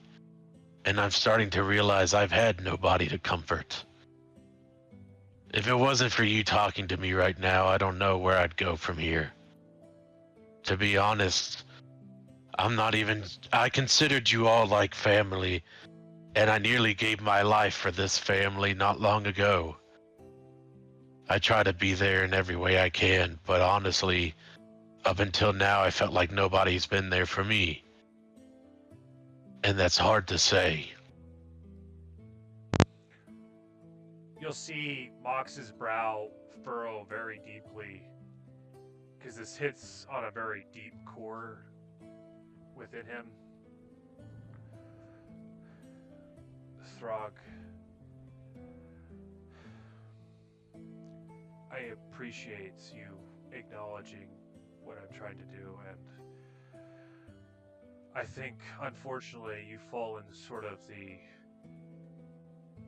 region of everybody has just kind of been content that you were self-sufficient, and it's not until recently that you've shown sort of any cracks in your mental and physical composure. And whether or not other people have recognized it is to be seen, but I want you to know that I'm here, and I guarantee the rest of the party is. It's just, whenever you've been the pillar of strength for everybody else, because you're constant and always there when we need you, I think they just assumed you were already ready to go. Typically, but it's like they say, the silent ones are the ones you worry about the most. I will sacrifice my life for this group countless times, but there are days I feel like it will not be reciprocated. Well, Throg, you saw both myself and Endless make sure you made it out of the whale's mouth. So I guarantee we have your back. Like I said, There's a little smirk showing now on his face. He'll kind of lock arms with you. Like I said, if you need anything, let me know. I think right now I need alone time. With that, Mox will take a couple steps back to sort of leave you at the bow of the ship. As the camera slowly begins to sort of do a 360 pan around the ship, we can see as the time lapse of the sun moving across the sky, and just in the distance, I'll save the description for next time. We'll pick up next time on Dragon Ball Z of you guys arriving at the airship tower, located in the northern reaches of the Empire, the Magi's Circle.